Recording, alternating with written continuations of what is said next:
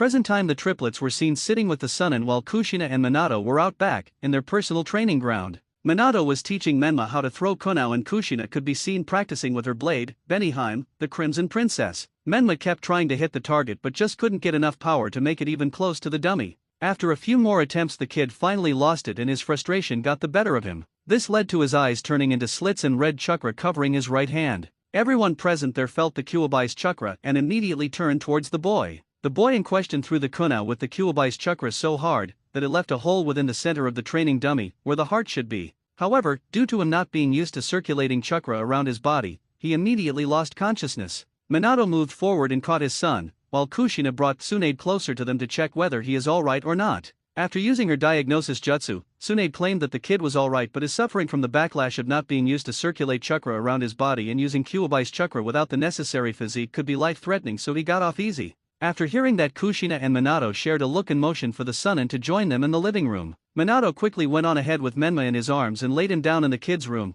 while Kushina assured her kids that their brother was okay and that they should not worry about it, before calling for a few umbu to take them to the park. With this out of the way, the pair made their way to the living room. The atmosphere in the living room was tensed. Everyone was quiet, thinking about ways on how to move forward. Everyone was absorbed in their own thoughts when Jiraiya decided to speak. Well, at least this situation helps me address the reason why I have been going back and forth to Mount Mayaboku for the past few weeks. What do you mean, Jiraiya-sensei, and how does this relate to the situation at hand? A curious Minato asked of his sensei. You see, Minato, the great toad sage, Gamamaru, has been seeing visions for the past few weeks of a new prophecy that might decide the fate of the entire shinobi world. And yesterday the prophecy was finally complete and he gave it to me. It says a child born from a historic clan, equipped with the power of old, shall bring about a new dawn. If they are treated wrong, darkness shall engulf this world and beyond. I believe that it is one of your 3 kids who have the Kyubai's power within them. Now this was big. Everyone present in the living room was floored by this. But before they could celebrate, Orochimaru asked, "Are you certain it's one of the 3, or is it even their child this prophecy talks about for that matter?" It was a valid question and everyone nodded at his reasoning. Yes, Orokai team, I am certain about this. I mean, think about it, it says a child born from a historic clan. The kids are a part of the Uzumaki clan, then equipped with the power of old. I don't believe there is a power older than the tailed beasts, and these guys have the strongest one inside of them, the toad sage replied with excitement. Orochimaru wanted to say something, but Kushina beat him to the punch by exclaiming, "Did you hear it, Minakan? Our children could be the saviors of the world. I'm so proud of them." Pain. I agree, Kushi-chan. I believe we should begin training the kids after their birthday and controlling the chakra of the Kyuubi and in the shinobi arts as well. I suspect that Mito will have your special chakra and Natsumai might have a high affinity for Raiten chakra like me. I'm certain Menma does too, the blonde Hokage replied with a smile. Even Tsunade decided that she will help train the kids along with Jiraiya. While this was going on, Orochimaru decided to address something that slipped out the minds of all the others.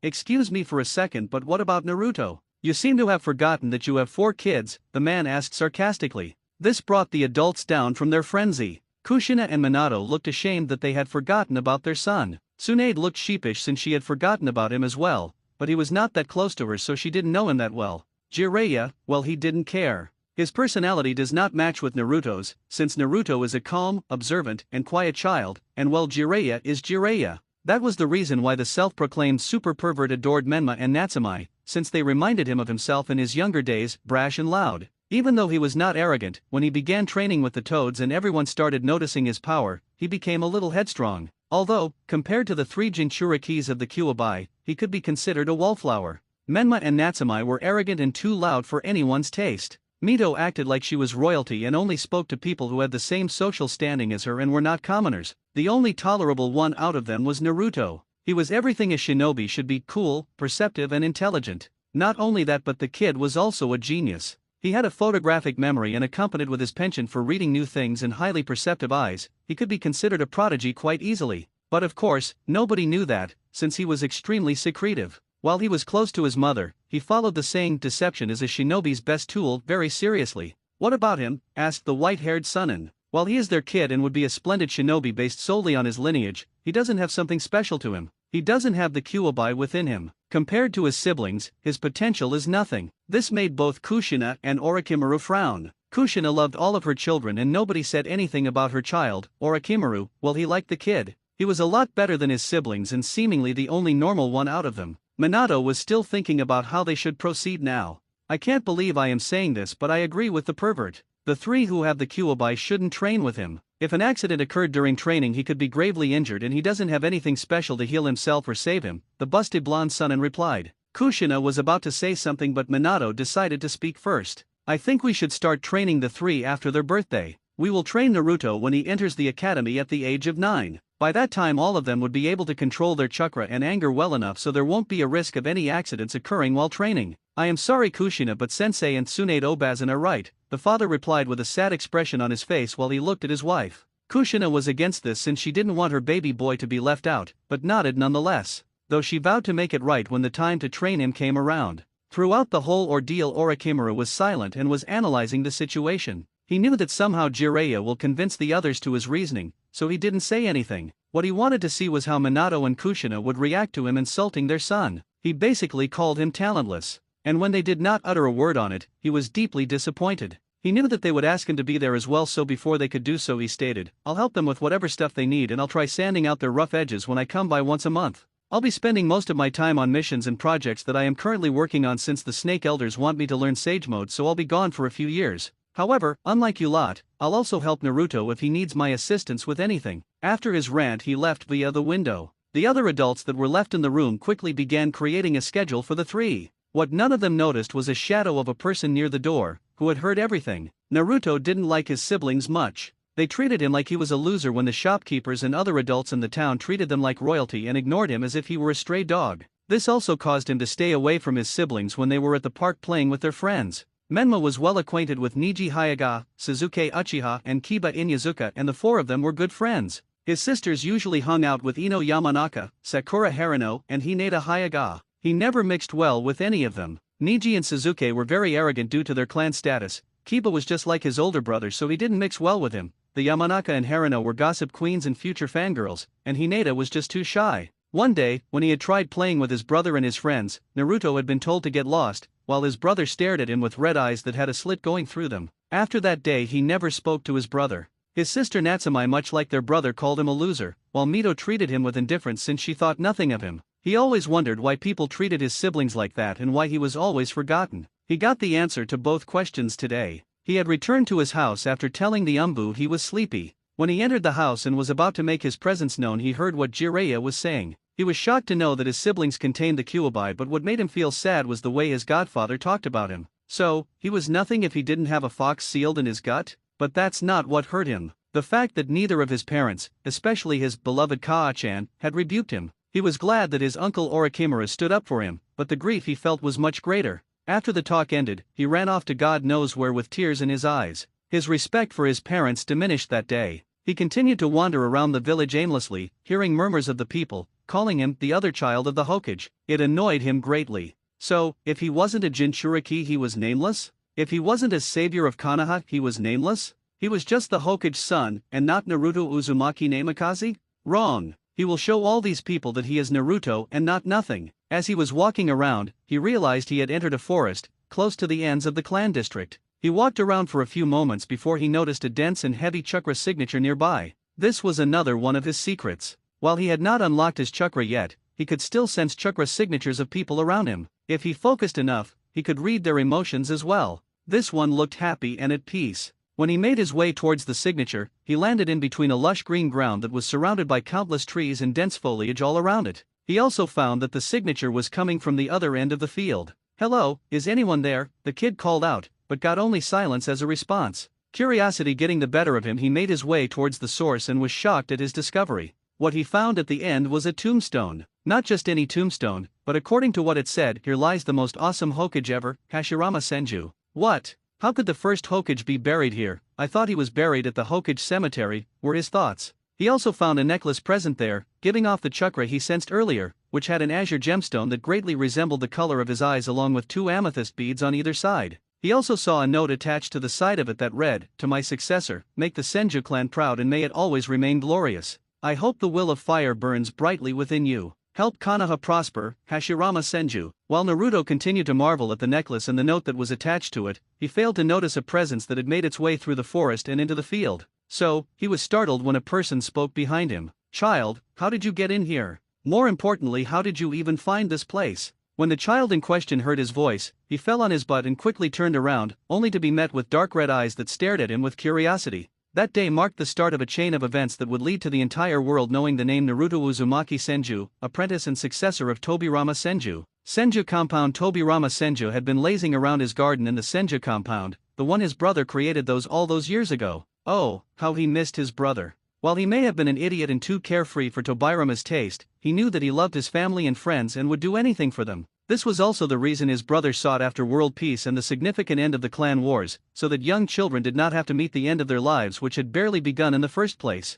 A fate different from their younger brothers. This was also the reason why he was deeply saddened when all of the Senju, save for himself and Tsunade, died in the three great wars. Even the infants were murdered in cold blood by the shinobi of different villages. This was not the village his brother had dreamed of establishing. After looking at the village, he could only conclude one thing: Madara was right. He could see how the people in this village behaved, how feeble their trust was in themselves and in the shinobi of the village. He knew that the root cause of this were his ungrateful students and the idiots in the civilian council. Even if he knew that now, there was nothing he could do. He was not the Hokage anymore. He had left that responsibility in the hands of Hiruzen, who did a shitty job as a Hokage due to his pacifist nature and inability to make stern decisions, and now Minato. Tobirama knew how capable the blonde was, but he was easily influenced by the people he loved or respected, especially the pervert Jiraiya. Why Hiruzen wanted to choose him for Hokage was above him. He had nominated Orochimaru as a leading candidate for the post, while Hiruzen wanted Jiraiya. For weeks the two had argued back and forth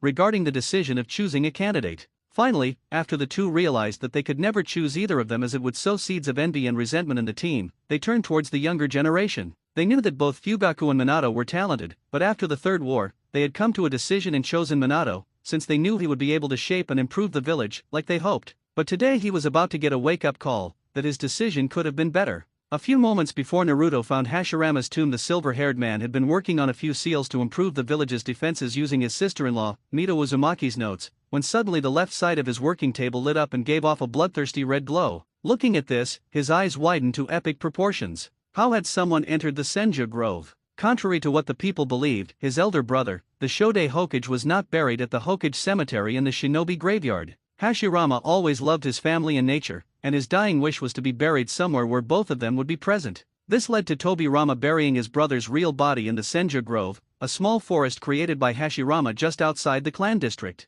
The Senju Grove symbolized what Hashirama always desired: peace. The assortment of flowers, bushes, and huge, dense trees that surrounded the small lush green field were all grown by his brother using his prized possession that nobody in the world inherited, the Mokitan. Only Tobirama and Mito Uzumaki knew where Hashirama's real body was buried, a secret not known to anyone but them, and he intended to keep it that way, which was the reason why the area surrounding the grove had a barrier to prevent anyone from entering the site and keeping the grove hidden using a self-sustaining genjutsu that worked on nature energy, that not even the cursed Sharingan could see past. The barrier was created by his brother's late wife and can only be considered a masterpiece. The barrier is a level 9 Uzumaki sealing barrier that not even Konoha seal masters, the Yondaime, the self-proclaimed super pervert, and Konoha's last Uzumaki could decipher. A.N Uzumaki Fuinjutsu far outclasses the level of Konoha seal masters. Even Kushina is not of that caliber simply because she left Uzu before she could complete her training. A level 1 Uzumaki sealer is comparable to a normal level 3 sealer.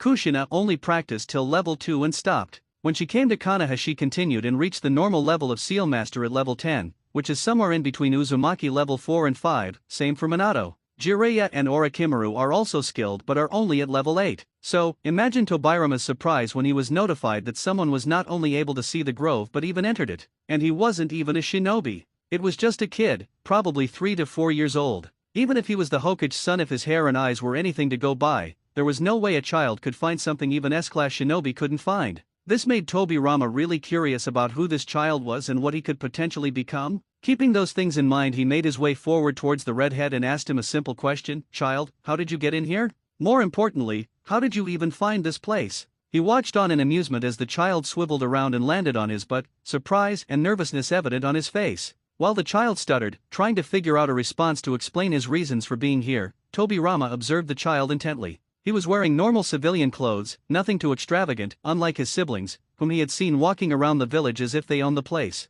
His eyes were a little red and his shirt looked a little drenched, meaning he could be crying about something or performing really heavy exercises, but he thought option 1 was more viable. He continued observing the child's behavior, and what he held in his hand made him lose his usually stoic composure for the second time. The child was holding on to his brother's necklace, the one he had left here in his memory, and the letter that his brother had him write on his deathbed and put it over his tombstone, along with the necklace. He was cut out of his musings when the child in front of him spoke nervously, "Sorry sir, I don't know how I came here, I just felt a chakra signature coming from this part of the forest and made my way here to see who it was. I didn't know we are not supposed to enter this place. I'll leave now if you wish. I apologize for coming here." Tobirama understood that he was a very well-mannered child, but one thing he said intrigued the aged ex-Hokage. "You said that you could sense a chakra signature being emitted from this part, could you elaborate on that?" Sure. I mean, I don't know if it's normal or not, but when people are close to me, I can sense them around, so I read further on it and found out it's called chakra sensing, and the people who are capable of it are called sensors. But if I focus hard enough, then I can sense your emotions as well." Tobirama was completely amazed by the child's abilities. Even he as a sensor couldn't sense a person's emotions, not to mention the fact that he unlocked that ability when he was around 10 years old and his father had asked for him and his brothers to join the clan wars. Just from the few words that he heard the child say, he knew that he will grow up to be a fine shinobi that will make himself known throughout the elemental nations, through purely his skill and not the deeds of his parents and relatives. He was thinking about all this when he saw a few tear stains still present down the sides of the child's eyes. "Naruto, why are you here and not with your family? And forgive me, but I couldn't help but notice that you were crying. Is everything alright, child?" the silver-haired man asked. This made Naruto put his guard up and narrow his eyes, eyeing the man suspiciously. He stepped back a few times and made some distance between the two before he addressed the man. "Sir, how do you know my name and why are you asking me all these questions? Who are you?" The man chuckled as he saw the child bringing his fists up close to his chest, trying to intimidate him. "Well, Naruto, your father is my successor and your godmother is my grandniece. Can you guess my identity now?" the man answered him, amused by his reaction as he put everything together in his head and his eyes widened as realization struck him. "Oh wait, you're the Naidame Hokage, Tobirama Senju, one of the Kami no Shinobi. They also call you Shinobi no Sujin, Shinobi's god of water." "I'm sorry for my rudeness, sir," the boy replied as he bowed down to the man in front of him. The man in question just chuckled at the boy's behavior and decided to address the dark horse in the room. "Well, Naruto, what are you doing here and why are you not with your family?" Tobirama knew something was wrong by the state of the boy. He guessed it had to do with his family somehow, but he knew nothing beyond that. After looking at Tobirama for a few moments, Naruto decided to let it all out. He recited his tale to the Senju, from the moment something went wrong with his brother during the time his father was teaching him how to throw kunao, to the moment he ran out of his house after the bizarre revelation that was made in the living room. At the end of his rant, when he looked up to see the expression on his idol's face,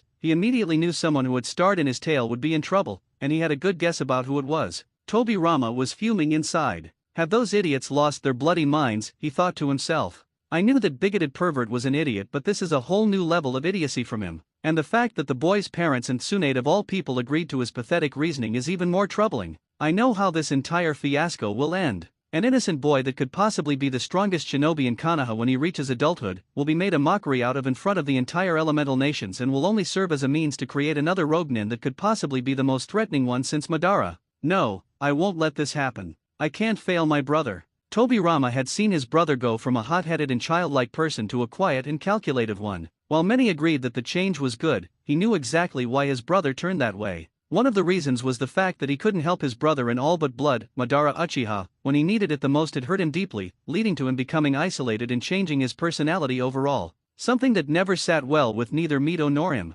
After seeing his brother in that state, he made a vow to never abandon anyone in need of his guidance, even if they are an Uchiha. After looking at the teary-eyed boy in front of him, who was made out to be nothing by idiots because of something he had no control over, made him ask the child something he never thought he would ask anyone, not after how his only other students turned out to be. So, after giving it some more thought, he finally got the question out of his mind and presented the boy with an opportunity. "If your parents really do decide to not train you, would you like me to teach you as my apprentice?" After he asked his question, Tobirama watched intently as the boy in front of him widened his eyes but quickly hid his shock and went into a thinking pose, as if he was contemplating whether to take the offer of one of the strongest shinobi the world has ever seen. Once again, he was amused by the boy's behavior. He seemed like a mixture of Hashirama and a young Madara, before he went insane. Naruto was considering his idol's offer. He understood that this was the opportunity of a lifetime, but he still hesitated. He thought that his parents would go further and prohibit him from training with Tobirama, and even he would realize that Naruto is nothing since he doesn't have the Kyuubi's power.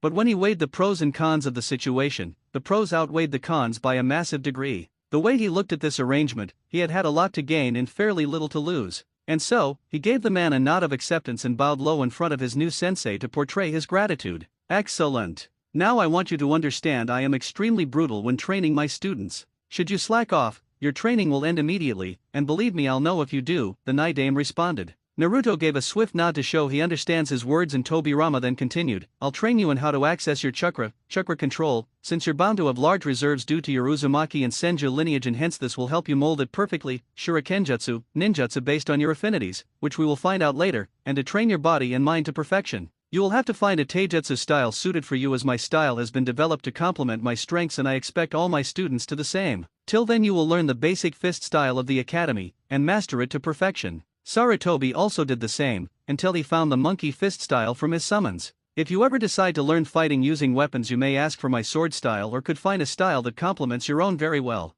Iron Country is usually a good place to search for something like this. My motto is extremely simple to grasp, yet 1,000 times more difficult to follow. Mind, technique, body. This has been the rule I have lived by my entire life, and I expect you to follow it as well. If you do, you can be rest assured nobody will be able to intimidate you on the field, even if there's a war going on. I should also tell you that during the time you are training with me, it is my job to make sure you are never outwitted by anyone, and your job is to ensure that you would never be outwitted by anyone. Any questions? Naruto heard the man say how the training sessions with him were going to be like and things he needed to know. But one thing stood out among the masses, and so he addressed the issue. "Sensei, you said that I had large chakra reserves because of both my Uzumaki and Senju lineage? How am I as Senju? Is it because Tsunade-sama is my father's aunt?" Tobirama raised his eyebrows at the mention of Tsunade-sama and not Tsunade-bachan, which was what he heard the Hokage kids called his grandniece. But apparently, she missed one, and if his current situation was anything to go by, it certainly would not be his last. Regardless, he began clearing the doubts of his new apprentice. "Well, you see, Naruto, you do have Senju genes in you, which most likely must be latent. You are not a direct descendant of the Senju. The Uzumaki clan are a cousin clan of the Senju, hence some genes within our body must be similar, due to us sharing a common ancestor. But it seems your Senju genes are somewhat dominant since you were able to enter this place. This place, Naruto, is called the Senju Grove. It was created by my elder brother, Hashirama Senju, using his prized ability, the Mokitan. He came here to be at peace, the one dream he was never able to fulfill. After he passed away, me and my sister-in-law Mito Uzumaki buried his real body here and created a fake tomb at the cemetery to steer people away from his actual resting place. We also added multiple barriers to hide it using a highly overpowered genjutsu that work using seals and nature energy, and a barrier surrounding the entire grove that prevents people from entering. However, as a fail-safe, my sister-in-law also created another seal which covered the grove. That seal ensured that should a Senju with a pure heart ever face a dilemma that could affect his life greatly, they will be able to go through the barrier, but they have to locate it on their own. How she created such an advanced seal, I have no idea. The Uzumaki were greatly advanced when it came to sealing. Their prowess was unmatched, and even then, the most talented Uzumakis were only able to reach level 6 or 7 of the Uzumaki sealing arts. Mito Uzumaki was the only one who reached level 9. Even then she still had 3 levels left to go through. Nobody knows what lies in the mysteries of the Uzumaki sealing arts. Even your mother isn't that advanced. Naruto could only nod while dazed. His ancestors were awesome. He knew his father and mother were great seal masters, but he doubted that even they could accomplish such feats. Now he definitely wanted to learn Fuinjutsu. He had read some books on the history of Uzushiagakur, the country from where his mother came from. His father had a couple of books on its history and how it was destroyed. It seemed someone as skilled as Mito Uzumaki had created a failsafe that should Uzushio get destroyed, or if the clan is wiped out, the entire island should seal itself off, preventing raiders from essentially raping their country of its prized possessions. He was most certainly going to make a visit to his ancestral roots and uncover the secrets of the Uzumaki. Tobirama watched as the child took everything in and started explaining the other part of his question. Also, you are not blood related to Tsunade. It is actually not a very happy story. You see, Naruto, the Sannin earned their moniker during the Second Great Shinobi War. During this time, Tsunade met and fell in love with Dan Kato, a Konoha Jonin who was also a Medicnin and shared similar beliefs to her. Both of them had lost their siblings during the first phase of the war, due to the absence of a Medicnin on the teams their siblings were on, which resulted in them not receiving immediate treatment, which led to their passing. Tsunade lost her brother Nawaki, my grandnephew, and Dan lost his sister Mia, a Jonin who was married to Jonin named Arashi Namikaze, your paternal grandmother and grandfather. Your father, I believe, had just entered the academy at age 7 and Shizune had just been born, I believe. After their parents passed away, Dan and Tsunade took care of them whenever they returned to Konoha from the front lines. However, one day even Dan returned bloodied, and even though Tsunade was able to make it back to Konoha to heal him, the golden hours for his treatment were long on. Even her mystical palm technique couldn't heal him, and as such he passed as well. After that date, Tsunade became a shell of her former self. She disappeared after the war for a few years, and when she returned, she could only be described as a broken woman, and not the seasoned kunoichi she was thought to be. Soon after her return, she arrived here at the Senja compound, where she received a rather heated and stern lecture by me on her conduct. She soon started to become better, but something was still missing. That is when your Aunt Shizun decided to become her apprentice. This made her happy, and even her teammates were there for her. A few months after her return, she made a plea to the council so that she could organize a medic program that would teach at least one person on each Konoha squad how to use medical ninjutsu, but it was shot down by those idiots on the civilian council and elders, stating they are warriors, not healers. This pissed her off a lot, but she strengthened her resolve and so decided to make Shizun the best medic nin there was, and to start a hospital that would consist of skilled doctors, which will help reduce casualties during war. And it worked. But the death toll in the next war was still high. She also was the one who took care of your father and aunt even after Dan Kato passed away, which is why after he became Hokage, the first thing your father did was to allow Tsunade to start her medic corps. The council were not happy, but your father reminded them why he was chosen as Hokage. Naruto nodded in response, then asked another question. Also, wouldn't it be better to learn either my mother or father's fighting style? It is also much better than the academy one. Then I can switch to a style which fits me better in the future if I find one. Normally that is what children of various clans are taught, but you see there are multiple flaws with that course of action. Your mother's style, the Whirlpool Fist style, while extremely dangerous since it focuses on overpowering the opponent with multiple hits fueled by great power and speed, is still incomplete. The complete manuscript containing all the sequences and moves of that fighting style have been lost in the ruins of Uzushiagakur. So, unless you search the island, you would always be using an incomplete style. He paused for a while before continuing. Your father's taijutsu style, the hummingbird stance, requires the body to move at extremely high speeds. The speeds required can only be achieved by conditioning your body through the extensive use of resistance seals, gravity seals, and heavy weights. These will help you achieve agility and flexibility required for this style, as it focuses on countering or decapacitating your opponent at a rapid pace.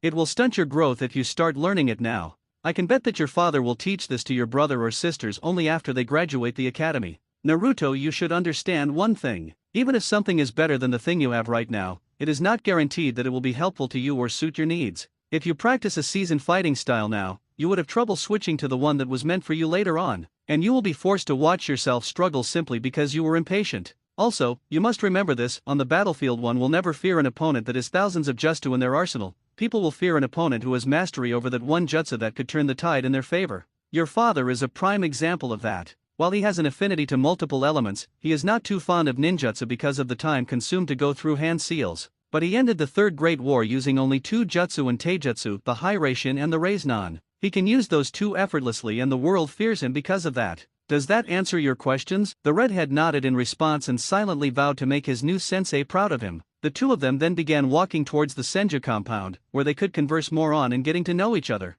They found out they shared a common interest for books, and not just books, but also books that could help them with their mind in assessing other people, like books on human psychology, body language, and anything else that could be of interest to them. Soon the sun set, and Tobirama decided he should check on his office in case he had forgotten something, and making sure everything was in order. When he came back, he saw the red ball of energy fast asleep with his head on the coffee table. Must have gotten tired after talking so much. He is still a child after all, the man thought. He swiftly got the child away from the coffee table and placed him on his back so he could carry him easily, without waking the boy up. He moved out of his house and walked into the streets under the vermilion hue of the sky, and made his way towards the Uzumaki Namikaze house, so he could give them their child and inform them that the young man would be spending time with him a lot since they had fun today and share common interest, so they shouldn't get worried if he is a little late from now on. Uzumaki Namikaze house. Kushina was pacing around the hallway. The conversation that occurred a few hours back was definitely not one of her best moments in life. How could she look her son in the eye and say they were going to train his siblings, but were not going to train him?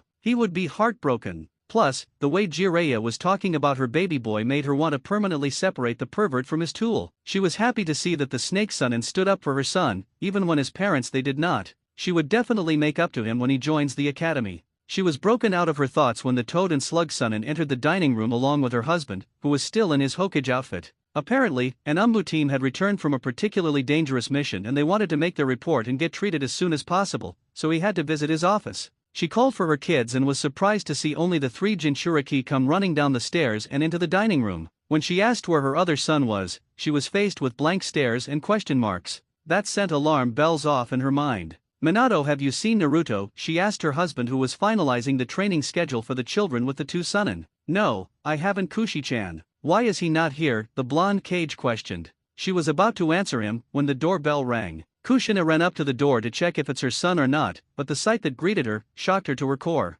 There, outside her door, was the Naidame Hokage, with his standard poker-faced expression on his face, with her son sleeping comfortably on his back. Now that was something you don't see every day. She was too shocked to even see that the rest of the adults had gathered behind her as well and were left gaping like a fish. The man in front of them just gave them an amused smirk as a response. Before they could question him about what the hell was going on, he stated, "I apologize for the intrusion. May I come in? It will be better for us to talk inside, and could you put young Naruto to bed? He seems to have tired himself out." This broke Kushina out of her astonishment, and she took her baby in her arms and checked him to see if he was hurt or not. After confirming he was alright, she made her way to his room to put him down for the night. She went into his room and was surprised to see that the only thing decorating it were books and a poster of the Shodaime and Naidame Hokage. I guess he considers those two as idols. It will be much more difficult to tell him that we will not train him alongside his siblings if he shares the dream of Hokage someday, Kushina thought with a sad smile on her face. She tucked him in and then made her way towards the living room to discuss what happened. When she got there, she saw all the Sunin, including Orochimaru, who must have joined them while she was away, her husband and the Naidame Hokage, who was sitting with his eyes closed, drinking some tea. When she made her way towards them, she saw him open his eyes and begin speaking. "You see, I decided to take a walk in the park today and get out of the compound for a while. When I was making my way towards the lakeside of the park where not many people gather, I came across young Naruto, who seemed to be sitting by himself on a swing. And yes, it is the swing-kun from the flashbacks and talk no jutsu scenes, and throwing stones in the river. I recognized him and decided to greet him. When I made my way towards him, he turned around and looked at me suspiciously. When I asked him how he knew I was there, he said he could sense me, which intrigued me. After talking about sensors for a while, he realized I was the Naidame Hokage and began questioning on me on certain events from my time as an active shinobi. After that we discussed what our common interests were, and unsurprisingly both of us answered that we enjoyed books. So, I brought him to the compound to talk more over some snacks and we played chess for some time. And I don't know anything about shogi, so I'll use chess only, after I taught him how to play. When I returned from the kitchen after checking on something, I found him sleeping on the coffee table.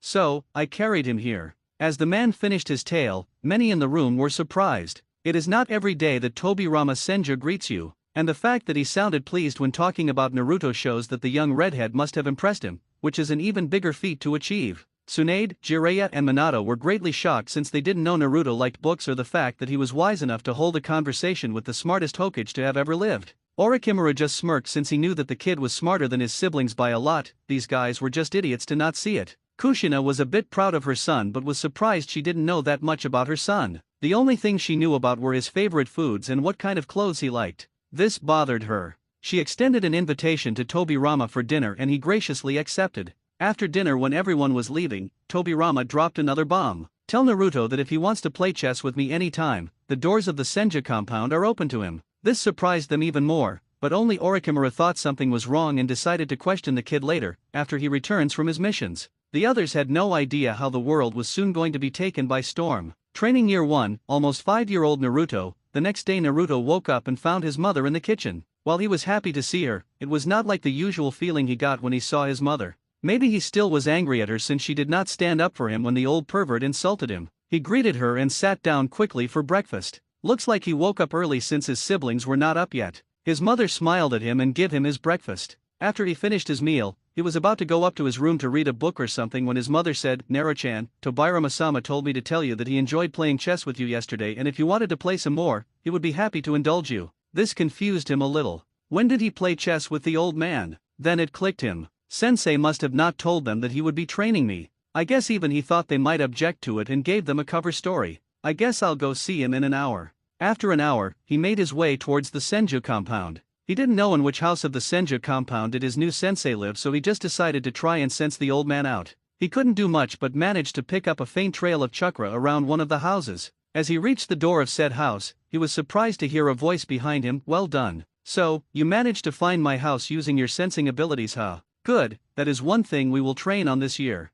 Follow me." When he turned around to look at the person behind, he was greeted with the face of his idol, dressed in an elegant blue battle kimono. He motioned for him to follow him inside his house. When they reached the living room, he was surprised to see a stack of books present there. Tobirama told him to sit and then began explaining what they will do this year. "Naruto, if I am not wrong, you are about to turn 5 in a month, right?" Naruto nodded at the question. "Okay, so you see Naruto, a child develops their chakra coils by age 6, which is why the age of entering the academy used to be 6 during our time. Your father decided to increase the age at which a child is admitted into the academy to 9, since he wanted the genin to be more prepared and not lose valuable shinobi who pass away on their first mission outside the village. I won't be training you in anything major till you're 6 years old, but the training we will do for this year would also help you. These books contain information on body language, human psychology, battle tactics, and some other concepts that will help you read any human like an open book. Even though I am adept at fighting, my keen intellect gave me an edge above the others and allowed me to create strategies that no one could decipher or intercept at any time.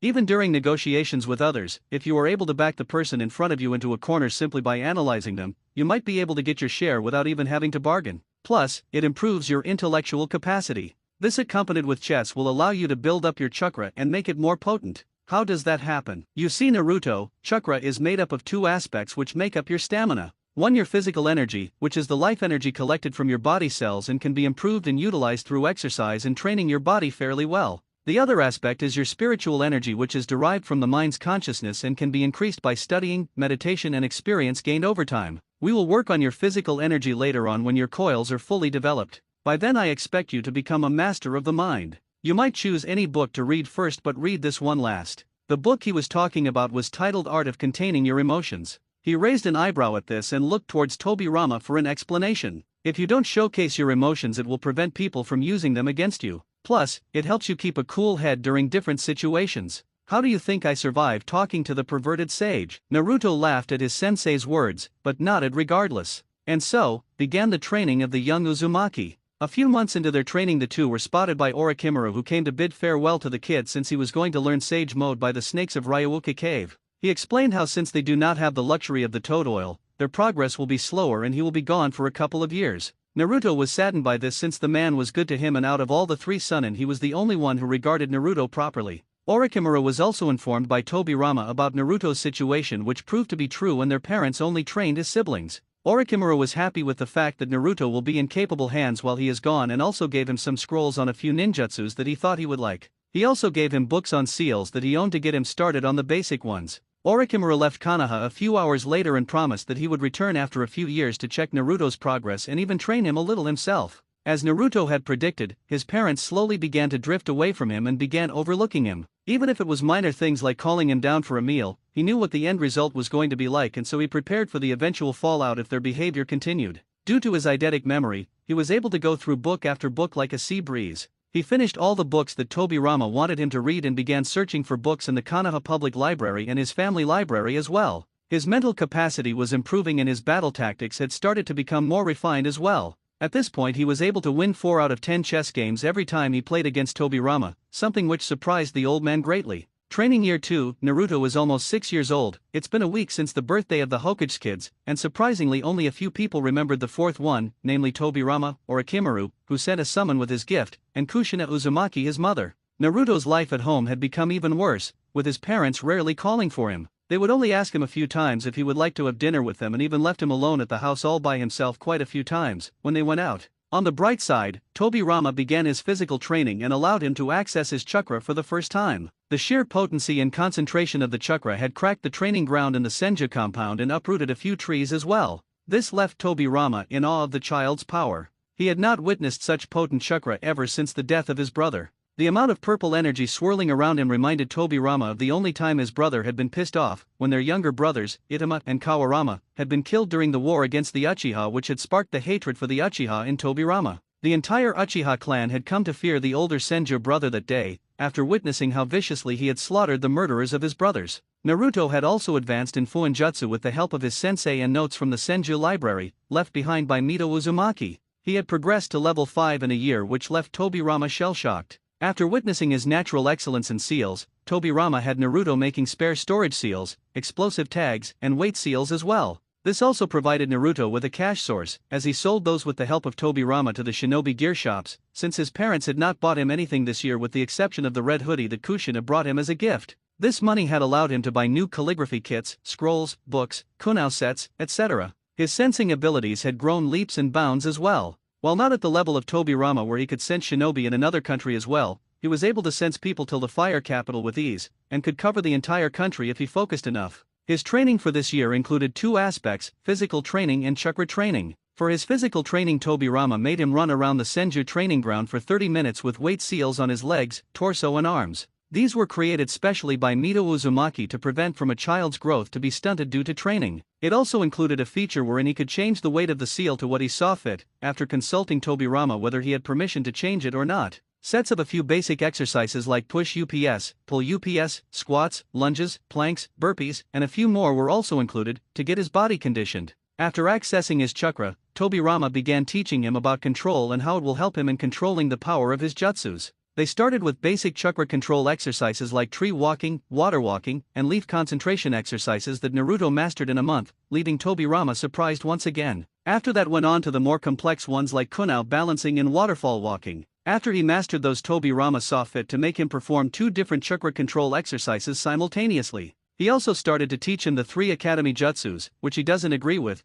He wants the kids to learn more advanced stuff but can't do shit. Naruto was able to perform the Hanjin Kawarimi no Jutsu with ease but couldn't get down the Bunshin. After his chakra control improved, he was able to make a few, but Tobirama told him to continue till he is able to make at least 50 effortlessly, as it will serve as a good chakra control exercise. The end result of the year was extremely fruitful and Naruto couldn't wait for next year to begin ninjutsu training. Training year 3, Naruto is almost 7 years old. Again, this year his parents have only focused on the saviors of Konoha and not him. From what he was able to see, they have only been practicing in controlling the Kyuubi's chakra and basic chakra control. It turns out that his sisters are able to form the Uzumaki chakra chains using the special Uzumaki chakra, which he later found he could do as well. He is able to mold into many different shapes like a lance or a shield, simply because he has better control. He and Tobirama had also begun working on ninjutsu after they found out his affinities. This revelation again brought joy to his sensei, though it feels as if he will die from a heart attack if the surprises continue. Apparently, he has an affinity towards all 4 of the basic elements except fire.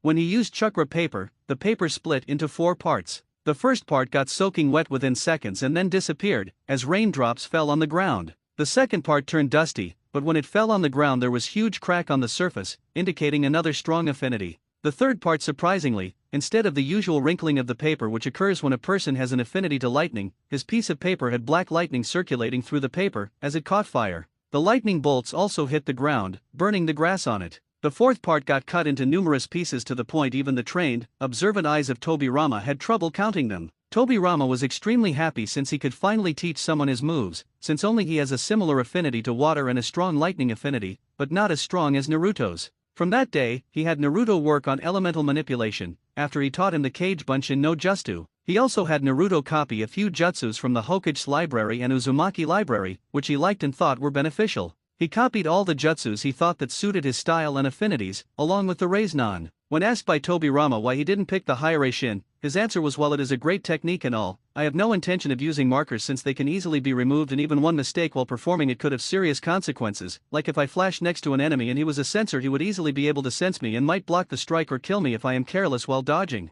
Space-time ninjutsu is extremely dangerous and I would stay away from it unless I can come with something safer." Tobirama could sense the logic in his words. He never considered the possibility that he would be fighting against a censor since they used to be extremely rare during his time. Regardless, he began educating Naruto in ninjutsu as well. They also started working on the academy style and began learning it till perfection. It also served to surprise people that he was using such a simple stance against professional shinobi. His physical prowess had improved as well. Mentally, he could give a challenge to Tobirama in chess to the point where they were drawing most of their chess games, with one of them occasionally winning a few. He also made his first friend. One day, when Tobirama had decided to let him off easy after Naruto beat him in chess, he decided to go exploring the village and look for something to do. When he reached a lake at the end of the village, he saw a girl with jet black hair and red eyes. She looked like she was performing the fireball jutsu but couldn't create that big of a fireball. So, he decided to approach her and see what she was doing. After talking to her, he found out her name was Kagaya Uchiha, the daughter of the clan head Fugaku Uchiha and twin sister of the duckbutt Sasuke. It seems she has the same problem as him, that the people of her clan and her father keep comparing her to her brothers since apparently,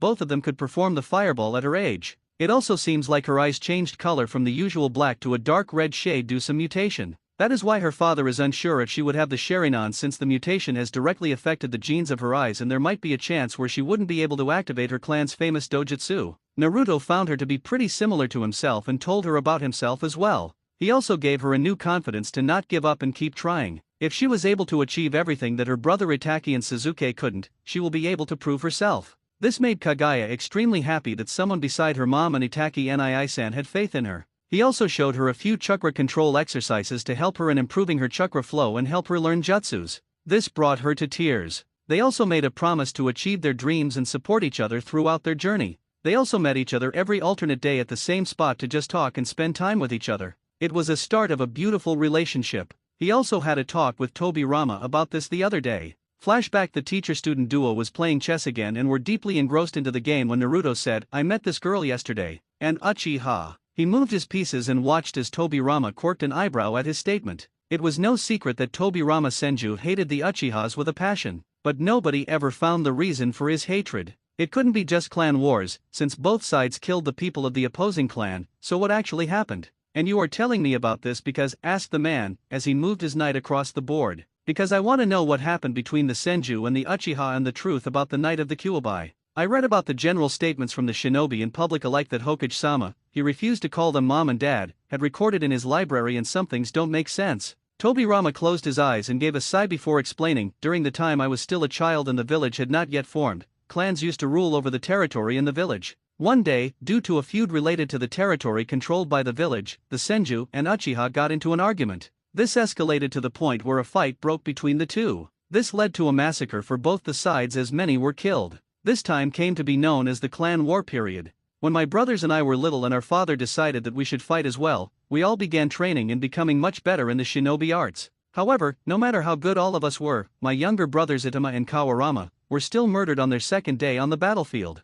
The reason for my hate towards the Uchiha is because when they killed my brothers, they laughed while doing so and continued disfiguring their bodies even after their death. This sparked my hatred towards them. It is also the only time my brother, Hashirama, killed someone in cold blood with absolute ruthlessness and enjoyed it. Even I have killed many Uchiha, but I never took pleasure in it. That was the difference between us and them, and that is why I detest them. The night the Kyuubi attacked, your mother was in labor. When you and your siblings were born, a masked man came in and threatened to kill you if Minato did not step away from your mother, who was the previous Jinchuriki of the Kyuubi, the one chosen by Mitone to hold the Kyuubi after her. After throwing you away in the air, he escaped with Kushina while your father was saving you and your siblings. He then summoned the Kyuubi and attacked the village. You know the rest of the story." After hearing this, Naruto only hummed as he played against his sensei. Then he made a request to Tobirama that nobody else would. "You and I both know I'll probably leave the village for a few years to travel and find some things to help me grow. When that happens, I want you to look after Kagaya and help her if she asks you. She holds you in high regard and admires you a lot as a shinobi. I want you to give her a chance, even if she is an Uchiha." Checkmate. Tobirama looked at his student with a stoic expression on his face, and could see a similar face staring back. While he was proud that Naruto had managed to completely mask his emotions, it frustrated him that he could not read his student's emotions. "Fine, I will do it. If you believe in her ability and her personality, then I am willing to accept your request. If she comes to me for help, I will aid her in whatever she needs." Naruto let out a small smile at that and thanked his sensei, before making his way out. Present time: while all this happened, the highlight of the year was Tobirama's offer to him. Flashback: it was Naruto's birthday, and it seems like his parents forgot about it, since they have only been fussing over the brats. His siblings had become even worse now since they received special treatment from the Hokage and Lady Namikaze and call him a loser every time they walk into each other. He is positive that beside the Namikazes, the Sunin, Kagaya and Tobirama, nobody knows he exists. So, without feeling any grief towards it, he made his way to the Senju compound for today's training. When he made it onto the ground, he was surprised to see Tobirama's note, calling him to the house. So, he made his way towards the place. When he entered the living room, he was greeted by Tobirama and told to sit on the cushion in front of Tobirama. When he sat down and questioned as to what was going on, Tobirama decided to drop a bomb. "Firstly, happy birthday, Naruto. As a gift, I have decided to give you a few scrolls on some water and lightning jutsus I have personally created. But that is not why I called you here." He paused for a while before saying, "Naruto, I am not happy with the way your parents are treating you. I also know that they forgot about your birthday since I saw Tsunade pick up 3 gifts and not 4, which is why I wanted to make an offer to you. If you feel like you are done with the injustice of your parents and siblings, I would like to blood adopt you as my heir and become Naruto Senju. Will that be okay with you?" This made Naruto's eyes widen with shock, before they settled back and his expression became unreadable once again. He thought about this offer and it actually made sense. Over the years, he has come to see his sensei as a grandfather figure in his life that will guide him to the best of his ability. His parents, on the other hand, have simply been a disappointment. While he does not hate, he does feel hurt by their actions. Even when he asked his parents if he could train with them, they looked away and said later. He is master when it comes to reading people, so he knows they are lying and he won't be hoping to make up with them anytime soon. If they want to live in their fairy tale world by kicking him out, he is fine with that. He has a new family now. I accept. But I want to keep my Uzumaki name if that is alright with you. My ancestors were warriors who sacrificed their life to prevent other countries from damaging their soil, even if they were outnumbered and knew they were going to perish. I am proud to be their descendant and would like to honor their sacrifice by remaining an Uzumaki in name at least. This made Tobirama give his student a genuine smile. He was proud of the way Naruto thinks and works, and even happier that he has him as a student and now an heir if anything happens to him. He was proud to call the child his surrogate grandson. He was the only one who could head the Senju clan and take them to great heights and make the village of Konoha as great as it was during his reign as Hokage. Present time training year 4, Naruto is almost 8 now. It's been a year since Tobirama made his offer. From then on Naruto has been learning everything about politics as well. He has progressed to level 9 in Fuinjutsu and is about to start level 10, which will make him just as good as his parents when it comes to sealing. He has also been thinking about making a visit to Uzushio and try to unlock the seal placed on the island. This will give him a chance to witness the hometown of his ancestors and even provide him with jutsu scrolls, books to read and weapons that will aid him. This past year he has only been refining the jutsus he has learnt. He has progressed to the point where he can replicate the Yondaime Reikage speed by using his version of Raiten no Yoroi, lightning armor. The only difference is his body is covered in black lightning. With wind, he can coat himself using wind chakra, allowing him to fly. With earth, he can use earth chakra to make his body sturdier, which increases the impact caused by his attacks. And lastly, he can create water from thin air using the moisture present in the atmosphere. He can also perform most of his jutsus using only 3 hand seals or less. His physical prowess has improved to the point where he has body similar to that of a seasoned fighter. His height is also pretty tall for his age. His chakra reserves have grown to the point where they could rival Shukaku, the one-tailed beast. This also meant that he had to learn how to control his chakra as well. This proved to be quite an obstacle for him, but he managed to do it nonetheless. Naruto and Kaguya had been growing closer to one another. Kaguya respected him after she learned about his past and was ecstatic when she found out Tobirama Senju, her idol, had agreed to help her with any problem she might face if she asked him. She kissed Naruto on the cheek for this and bear hugged him. This led to both of them blushing and not looking at each other for a few minutes. She had also progressed in the shinobi arts. She had gotten the fireball technique down and improved her control to extremely high levels. After they checked her affinity, they were shocked to find she had 3 different ones in fire, wind and earth. This meant she could learn the fabled dust release practiced by the Sandaime Tsuchikage of IWA. This, accompanied with her Sharingan, if she ever awakens, will make her a formidable kunoichi. He told her to keep it a secret since if someone, Danzo, who wants to take advantage of her found out, she would be turned into a weapon, an emotionless idiot who only follows orders. She didn't want that to happen, so agreed to it, but decided to tell her mother, since they both knew she would not say a word to anyone. Orochimaru was said to return in the following week as well. According to a letter he wrote, so Naruto was happy, since he will meet a person he respects and admires after almost 3 to 4 years. Everything was well until today. Today, Naruto's birthday, at the Uzumaki Namikaze residence a grand party was being held for the saviors of Konoha just like the previous year, only difference was that this time both shinobi and civilians alike had made an appearance. Everyone was congratulating the family for the deed their children have done and well wishing them for their birthday. The 3 brats were showered with countless gifts, but the highlight of the event were the gifts from 2 of the Sannin. Jiraiya presented Menma and Natsumi with the Toad contract, which left people shocked since they knew how powerful that contract was. Tsunade offered Mito the Slug contract, which again left the people wide-eyed since they knew that contract was only meant for people whom the Slug Princess chooses as an apprentice. This again left the people shaking with envy. But the next thing Hokage and his wife said, unknowingly changed the fate of their family. Everyone, we would like to make an announcement, Minato began, holding Kushina's hand as they both smiled at the people present. We have decided that Natsumi will be the clan heir for the Namikaze clan while Mito will be the clan heir for the Uzumaki clan. I'll personally be training Menma so that when the time comes for me to retire, he will be there to take the hat from me and lead the village. At this the entire crowd went wild. All the clan heads, their heirs and civilians were happy for them, except Mikato and Kaguya. They both knew what happens when the clan heir is removed without the valid reason, and in case of multiple clans, the second eldest is the heir for one of the clans. They knew who the eldest of the triplets was and looked for him to see his face. The sight they were greeted by left their hearts broken and tears began forming in Kaguya's eyes. The redhead in question looked on with a little bit of hurt in his eyes. His usually stoic expression shattered, only to be replaced by an emotionless mask. He saw his former parents hug his siblings and could only stare at them from afar. Without wasting any time, he left from one of the windows in the kitchen. He needed to clear his mind and only Tobirama could help him do it. Senju compound. It was pretty late in the night and Tobirama was preparing to head for bed since he asked Naruto to start level 10 and he wanted to monitor his progress. When he was about to switch the light off for the night, the doorbell rang. He was surprised that someone wanted to come here this late, but he had a hunch that whatever it was not good. And he was proven right when an emotionless Naruto stood before him with his hair shadowing his eyes. Naruto came in and told Tobirama exactly what happened a few moments before. Even he was shocked that Minato and Kushina could be that senseless. But Naruto's next statement surprised him even more, but he was wearing a shit-eating grin in his mind. Do it. Blood adopt me. I am not a Namikaze anymore, only an Uzumaki, but that is also only in name. Naruto Uzumaki Namikaze is now dead. Let the world know the power of Naruto Uzumaki Senju. When the redhead said his eyes were burning with a new fire that made Tobirama smirk, he got up and guided Naruto to the basement below Tobirama's house. When they reached down there, Naruto was surprised to see a hospital bed down there with multiple freezers, refrigerators, bookshelves, and a table there. It looked like someone had walked into a doctor's clinic. The only source of light down there were multiple lanterns that were lined up on the wall. Tobirama motioned Naruto to go and lie down on the bed and to take off his shirt, while he began rummaging through the freezer, looking for something. After a few moments he came out holding a small vial containing a blue serum in it. When Naruto quirked his eyebrows at him, he began explaining, during the clan wars many of our clansmen lost their lives.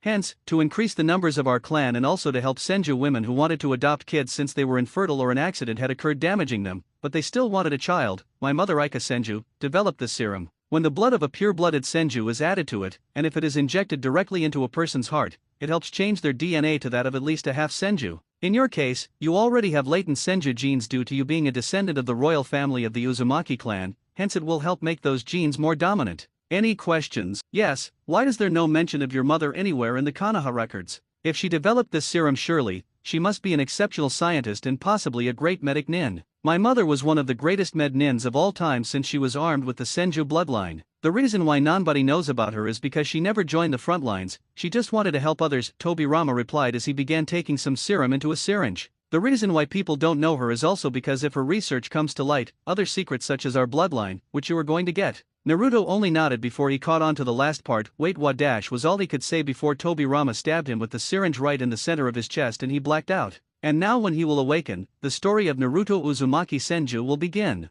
Pain. That is the first thing the new Senju felt when his eyes fluttered open and he regained consciousness. Groaning, he turned his head to locate his sensei. When he tried moving, a hand pressed against his chest and pushed him back on the bed. Looking for the culprit, he turned around to see his sensei's expressionless face staring back at him, betraying no emotion whatsoever. Stay down. Rest for a while. Your body has gone through changes at a cellular level, so you will be a bit uncoordinated and graceless for some time, the silver-haired man stated. Before Naruto could protest, he raised his hand, telling him to shut up and listen. He walked towards the other side of the room, and picked up a few papers from the table there. He returned and sat in a chair beside Naruto and went through the papers, making Naruto's eye twitch in annoyance. He silently browsed through the papers before turning towards the impatient redhead and saying, "The serum has worked perfectly. You were asleep for 4 hours. I managed to collect a blood sample of yours before the serum's effects took place and I have also tested a recent sample of your blood, after the serum was injected. It appears as though your Senju genes have replaced your Namikaze genes which were previously recessive to your dominant Uzumaki traits.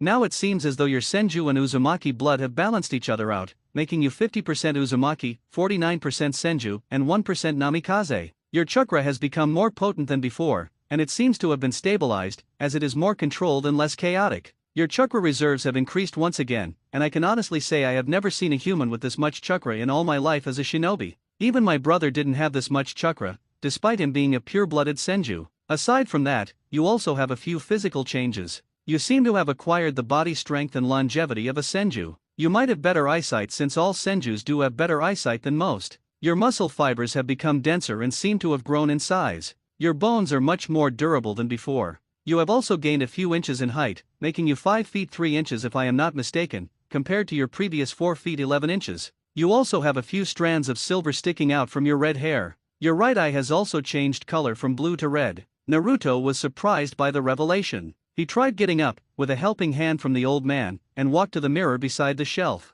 Looks like Tobirama went shopping when he was asleep. True to his sensei's word, there were significant changes in his appearance. He was taller, more muscular, but not the bulky kind. His hair was less spiky than before but stood out more. A few silver streaks could be seen amidst the red hair, but the greatest change were his eyes. His left eye was the same ice-cold blue that he had grown accustomed to seeing for the past 4 years. His right eye, on the other hand, had turned a blood red, much darker than Tobirama's. They seemed to give a bloodthirsty crimson glow, which made both him and Tobirama shiver at the sight. He could even see the slightest twitch of muscle his body made, proving that he did have better eyesight now. At the end, however, he was happy with the changes. It brought him closer to the man he looked up to, both as a role model and a surrogate grandfather. I look good. I feel good as well. I will have to work on my control again, I believe, but all in all the changes are good for me. Thanks for everything, Tobirama-jiji. I promise to make you proud and I vow to make the Senju clan great again, Naruto said with conviction as he looked at Tobirama and bowed down to his sensei and now grandfather in blood as well.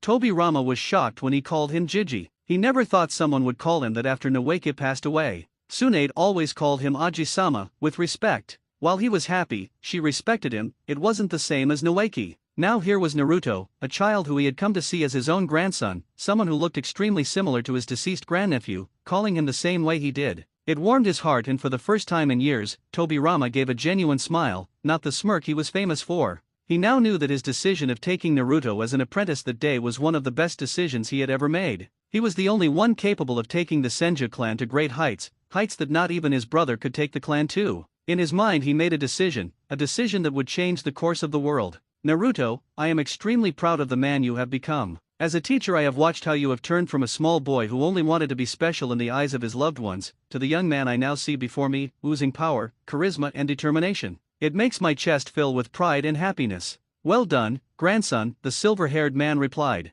It was now Naruto's turn to be surprised. The Nidaime Hokage, his idol, his teacher, and one of the few people who ever believed in him and never thought of him as nothing, had now proclaimed him as his grandson. He couldn't hold back any more and tears began leaking out from his eyes. He bowed his head down since he didn't want the old man to see him this way. Tobirama saw this and did something nobody ever thought he would do. He crouched low and hugged him. Even Naruto hugged him back and began crying freely on his shoulder. It was a good moment between a grandfather and grandson. After the whole ordeal was over, Tobirama decided to inform Naruto of his decision. Naruto, you have proven to be a Senju in both blood and values. So, I have decided that as my heir, you will be granted the bloodline of the Senju, the oldest bloodline in the history of mankind. You have proven yourself worthy after all. Are you ready to inherit the will of our ancestors? This made Naruto lose his footing a bit and he wobbled as he walked. Shock was evident on his face. He was going to ask him about the Senju bloodline, but he didn't know that Tobirama would allow him to inherit the bloodline as well. Throughout the elemental nations, nobody ever knew that the Senju clan possessed a bloodline.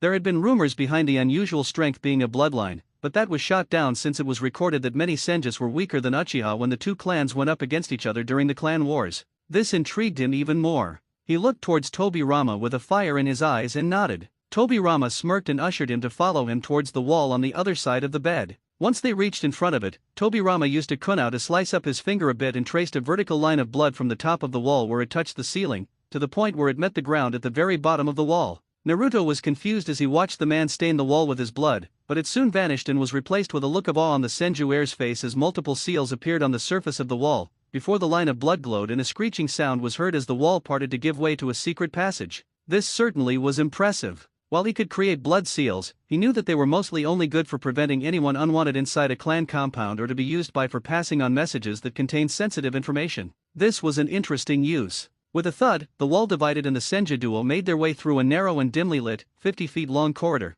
before stopping in front of a black metal door that had the Senju crest on it. After halting, Tobirama turned towards his apprentice and said, "This is it, Naruto. After this there is no going back. After this, you will effectively stop being a Namikaze and become only a Senju. After this, you will have to work constantly to build up your techniques once again. After this, you will have to prevent anyone from discovering the secret of the Senju clan. Are you still wanting to do this?" Naruto understood that whatever was beyond that door was more important to the Senju clan, that they would be willing to either give their life or take the life of everyone else to ensure it stays hidden and not known to the elemental nations. Now that just made him more intrigued about it. He saw that his mentor was only looking out for his safety, so to ease his worries he stated, "When I walked through the main door today, I knew that my life was going to change drastically. I am honored that you saw me worthy of inheriting our clan's prized possession, and I am willing to go through every trial known to man to make sure that I am worthy of such a gift. I'll also make sure that no one in the entire world shall ever learn about the existence of our bloodline from me. This I swear on my life and honor as a member of the Senju clan and as a shinobi." Tobirama just stood there, looking at his grandson with pride evident in his eyes. He was proud of the man Naruto had become and the contribution he had in the child's development. He smiled at Naruto, before going through multiple hand signs and ended at the tiger hand sign. The two men watched as the clan crest on the door glowed before the door swung open, revealing the secret to the Senju bloodline. The chamber in front of him could be mistaken for a bloody training ground. It was a circular chamber of 30 by 30 feet in diameter and 15 feet high, built with what looked like granite. Large torches lit up the whole area, with multiple pillars of marble holding the chamber up and multiple chairs arranged in semicircular pattern. A huge Senju clan crest was drawn up in the center of the room and was giving off a divine golden white glow. On the side walls, there were multiple portraits of people who he believed were his Senju ancestors who obtained this bloodline, since he could spot the portrait of Tobirama on the walls as well. The main attraction of the room, however, was the huge slab of travertine that was placed on a platform made out of laterite. Even the steps leading to it were made out of red sandstone. There was one peculiar thing on the platform, however. It resembled the shape of an orange but had a swirl-like pattern on its surface and was completely ashen white and looked very lifeless.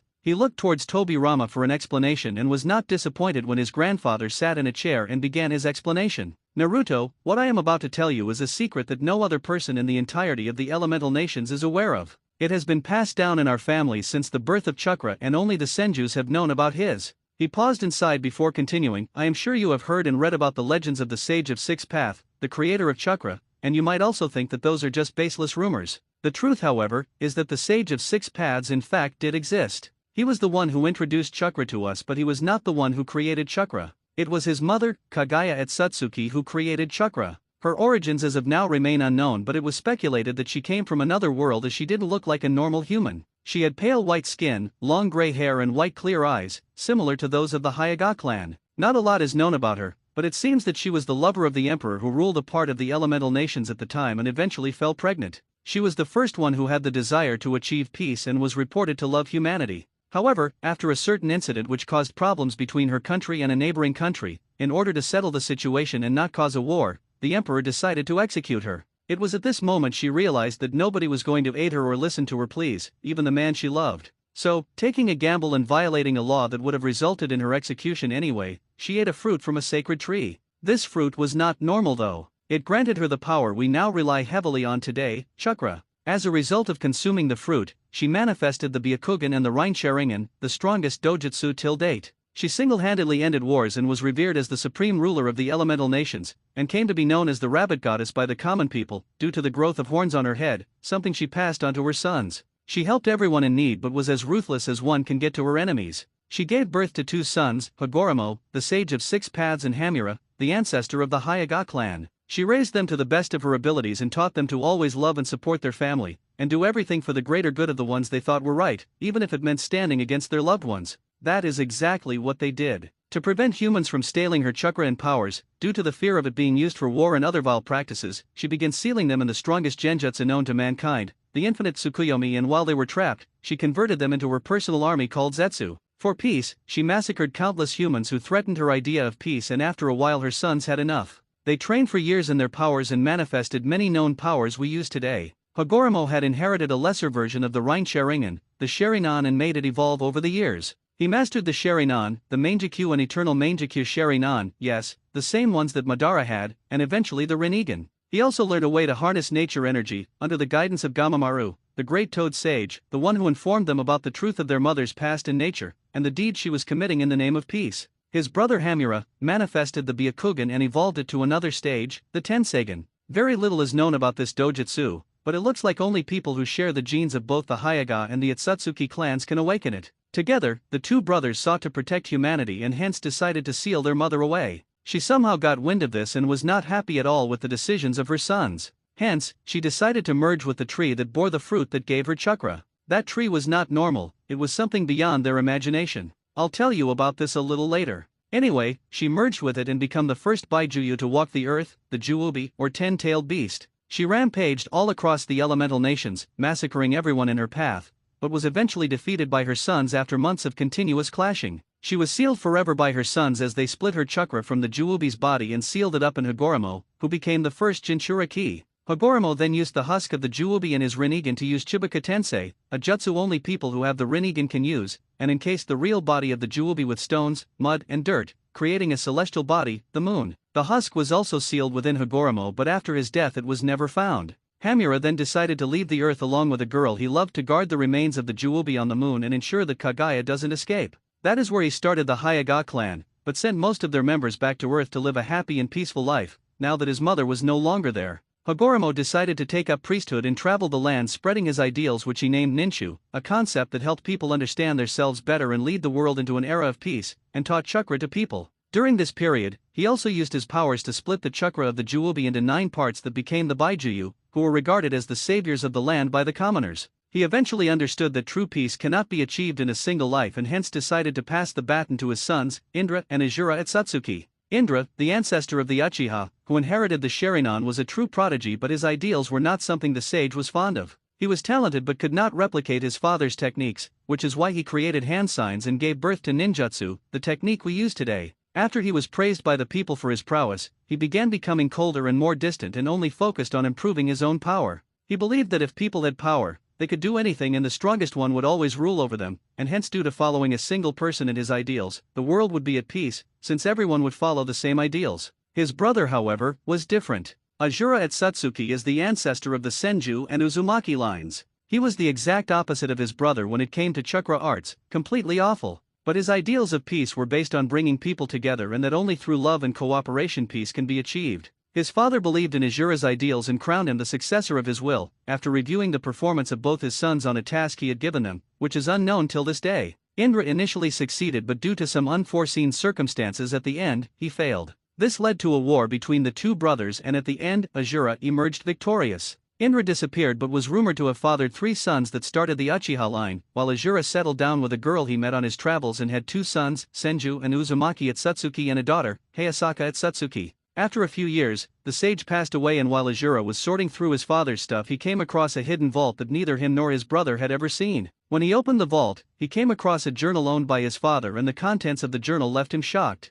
Apparently, as Hagoromo had absorbed the chakra of the Juubi, he also gained memories of another creature and learnt the truth about the existence of the tree the fruit that Kaguya ate came out of. Before the elemental nations even existed as the continent we know today, the elemental nations were divided into numerous islands. They covered the entirety of the earth, but a certain few occupied the very center of the oceans. This region came to be known as the Grand Line, a region where the weather changed in an instant and sea monsters called sea kings roamed. But humans were still present and led a very different life. A life of piracy. They were pirates who traveled across the seas and searched for adventure and treasure. They were also armed with a fraction of power from the sea kings themselves. This came to be known as the devil fruit power, which granted humans many amazing abilities. However, the greed of humans eventually took over and they began fighting amongst themselves for this power and the treasure they garnered. This led to war, and eventually over 80% of humanity was destroyed. This also led to the destruction of the sea kings, as some were caught in crossfire, some were hunted down so that they could produce a devil fruit or be used as food, their skin could be sold as clothes and many valuables for the right price as well, and some died due to starvation since humans were a key part of their food chain. Over the years, the sea kings disappeared and went into hiding in the deepest depths of the oceans, as devil fruit users could not swim, as their powers do not work in the sea since they have been cursed by the sea kings for stealing their power.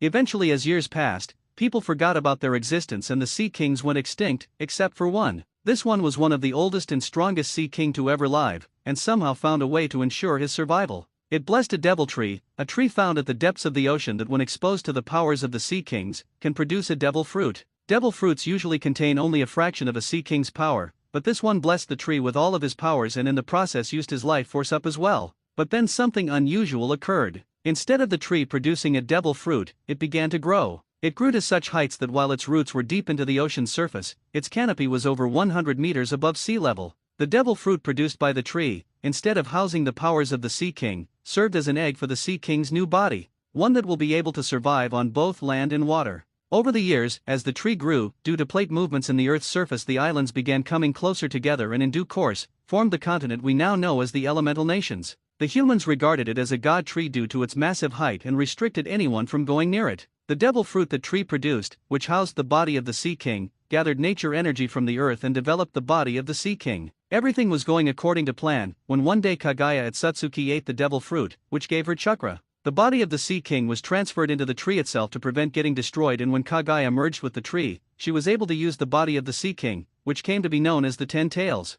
When Hagoromo absorbed the chakra of the Juubi, he forgot that he didn't house the soul or consciousness of the beast, which led to the chakra escaping from his body and being absorbed by the earth. The Baijuyu we know are somewhat descendants of the Sea King, but even their combined power cannot rival the beast. When Izura learnt about this, he vowed to not let anyone else know this but informed his eldest son Senju Utsutsuki of this. Together they found a devil tree and its seeds by searching the depths of the sea and returned to the surface to plant the tree. When the tree was fully grown and bore fruit, they saw that it wasn't a devil fruit, but instead was a normal fruit. After countless experiments though, the duo was able to create a method that allowed them to use the power of a devil fruit. That is the same method that has been passed down the Senju clan for generation. Every generation has participated in a tournament that decided the strongest Senju of that generation and they were gifted with this power. They were also given the chance to choose a companion that would inherit the power with them, but they should be a Senju. Today, Naruto, you will also inherit this power. Naruto just sat there. Shocked would be a massive understatement to describe his expression at the moment. As the story progressed, it became evidently clearer why people should never know about this. If what Kagaya did was the power of a devil fruit, people will go to any lengths to get their filthy, greedy hands on one. It could very well lead to a fourth shinobi war. He vowed in his mind to never let this secret out to anyone. No one shall know. While a part of his mind was astonished and a little worried about the fate of this power and what could happen in the future, another part of him grew more and more excited at what he could do with the type of power he will have in his hands. This was the power that will prove his worth to the world and make the Senju reach great heights. He did care for the village he lives in, but only because his ancestors did too. The village has changed. If it is compared to the Konoha of the past where his grandfather was the leader, the current state of the village could never hold a candle to it. While the village is the strongest, it is also the most hated. IWA and Kumo absolutely detest the village. IWA is still bitter about the war, while Kumo is throwing a tantrum over the fact they are not ahead of us and do not have as many bloodlines as we do. Kiri is caught up in a civil war and believes that all bloodline users should perish, a belief not shared by any of the other four great villages. Suna might be an ally, but for how long? Their reputation and mission success rate has declined in most of the countries, including their own. Send mission requests to Konoha and not Suna. This could cause grave problems in the future. Naruto reigned in his surprise, and with his usual expressionless face asked, "What do I have to do now, Tobiramaji?" The older man just closed his eyes and said, "I'll show you the method, but before that there are a few more things I should tell you about. A little family history lesson if you will. As I said before, the power of the devil fruit is passed down to the strongest warrior in the Senju clan, which is decided by holding a tournament of sorts for every generation. They are also the only ones who get the knowledge of the past and the history, the true history of the elemental nations. My father, Butsuma Senju, won the tournament of his generation when he was 12 and was granted the power of a devil fruit. He chose my mother, Aika Senju, as the other person beside him who would inherit this power, since he fancied her. She was from the branch family of the Senju clan. Our branch family was not a lesser house like those pompous Hyagas have made out theirs to be. No, our branch family was the one who produced shinobi that excelled in healing and research, while the main family produced frontline warriors. Both of those positions hold equal value. It was not a fixed thing though, and some of the branch family members were warriors as well, and vice versa. When it came to our generation, me and my brother, though we were younger than most, won the tournament at the age of 11 and 9 respectively. Both of us were at equal footing and the final match between us was a draw. During those days, my brother had trouble controlling his chakra, which is why we both were on same terms when it came to strength. Although, he would beat me any day when it comes to raw power. When asked for our companions, we chose our younger brothers, Itama and Kawarama. He paused here and folded his arms, before continuing. A devil fruit can grant the consumer one of an immense variety of powers that can be used in many ways, from mundane utilities to destructive attacks. The power that the eater acquires can be classified into 3 categories: Logia, Paramecia, and Zoan. A user can only consume one devil fruit and survive. Logia is the rarest ability and also considered one of the most powerful, as it allows the user to transform the composition of their body into that element by pumping chakra around their body. Therefore, they can only be hurt when they are low on chakra. It also allows them to bend the element at will, as well as create it. Paramecia is another class of ability. It is the most common and grants the consumer a superhuman power, or they become a superhuman. As for Zoan, no one in our clan's history has ever inherited that power. Kagaya Atsutsuki merged with the tree to become the Juobi, so I guess she can be considered the one become a Zoan user. Although, her ability with chakra is considered as a Paramecia ability, so it can be considered that the devil fruit she ate was a Paramecia Zoan hybrid. The Baijiu can be considered as descendants of the Sea King and allow the one they share a bond with to become a tailed beast or use their hybrid form, so I guess they can be considered pseudo-Zoan users. As for the abilities shared by our family, most obtained a Paramecia devil fruit ability. My mother obtained a fruit called Opop Nomi, which granted her the ability to create a spherical space or room, in which she had complete control over anything. This is why she could perform surgeries and other medical feats flawlessly. She never fought on the front lines, but if she did, she would have been the bane of the Uchiha clan. My brother Itama obtained another paramecia called Ishi no Mi, stone fruit, allowing him to merge with and manipulate stones around the area to his will. My youngest brother Kawarama, he ate another paramecia class fruit called Numa no Mi, swamp fruit, allowing him to create swamps anywhere within his radius. But sadly, before the Chuyo could master their powers completely, they perished in the fight. I, myself obtained a paramecia class ability called Kojui no Mi, flood fruit, which allowed me to create floods at will and granted me great control over the water element. This is why I can use the water severing wave and water dragon missile jutsu with such ease and not tire myself out even after constant use. My father, one of our ancestors and my brother are the only known people to have inherited a Logia ability. Our ancestor had dominion over water and his fruit name was Mizu no Mi, water fruit, which is why he became a water human. My father, Butsuma Senju, he consumed the Tsuketsuke no Mi, earth fruit, which granted him dominion over the element earth, making him an earth human. My brother, well, he was a special case. His fruit was also a hybrid. A paramecia logia hybrid to be precise. His fruit was named Shinrin no Mi, forest fruit. He could create forests of different sizes at will and even control everything in it. That was the paramecia aspect of it. The logia aspect was that he could transform and control wood and its ramifications like thorns, stems, lianas, and roots, making him a forest human.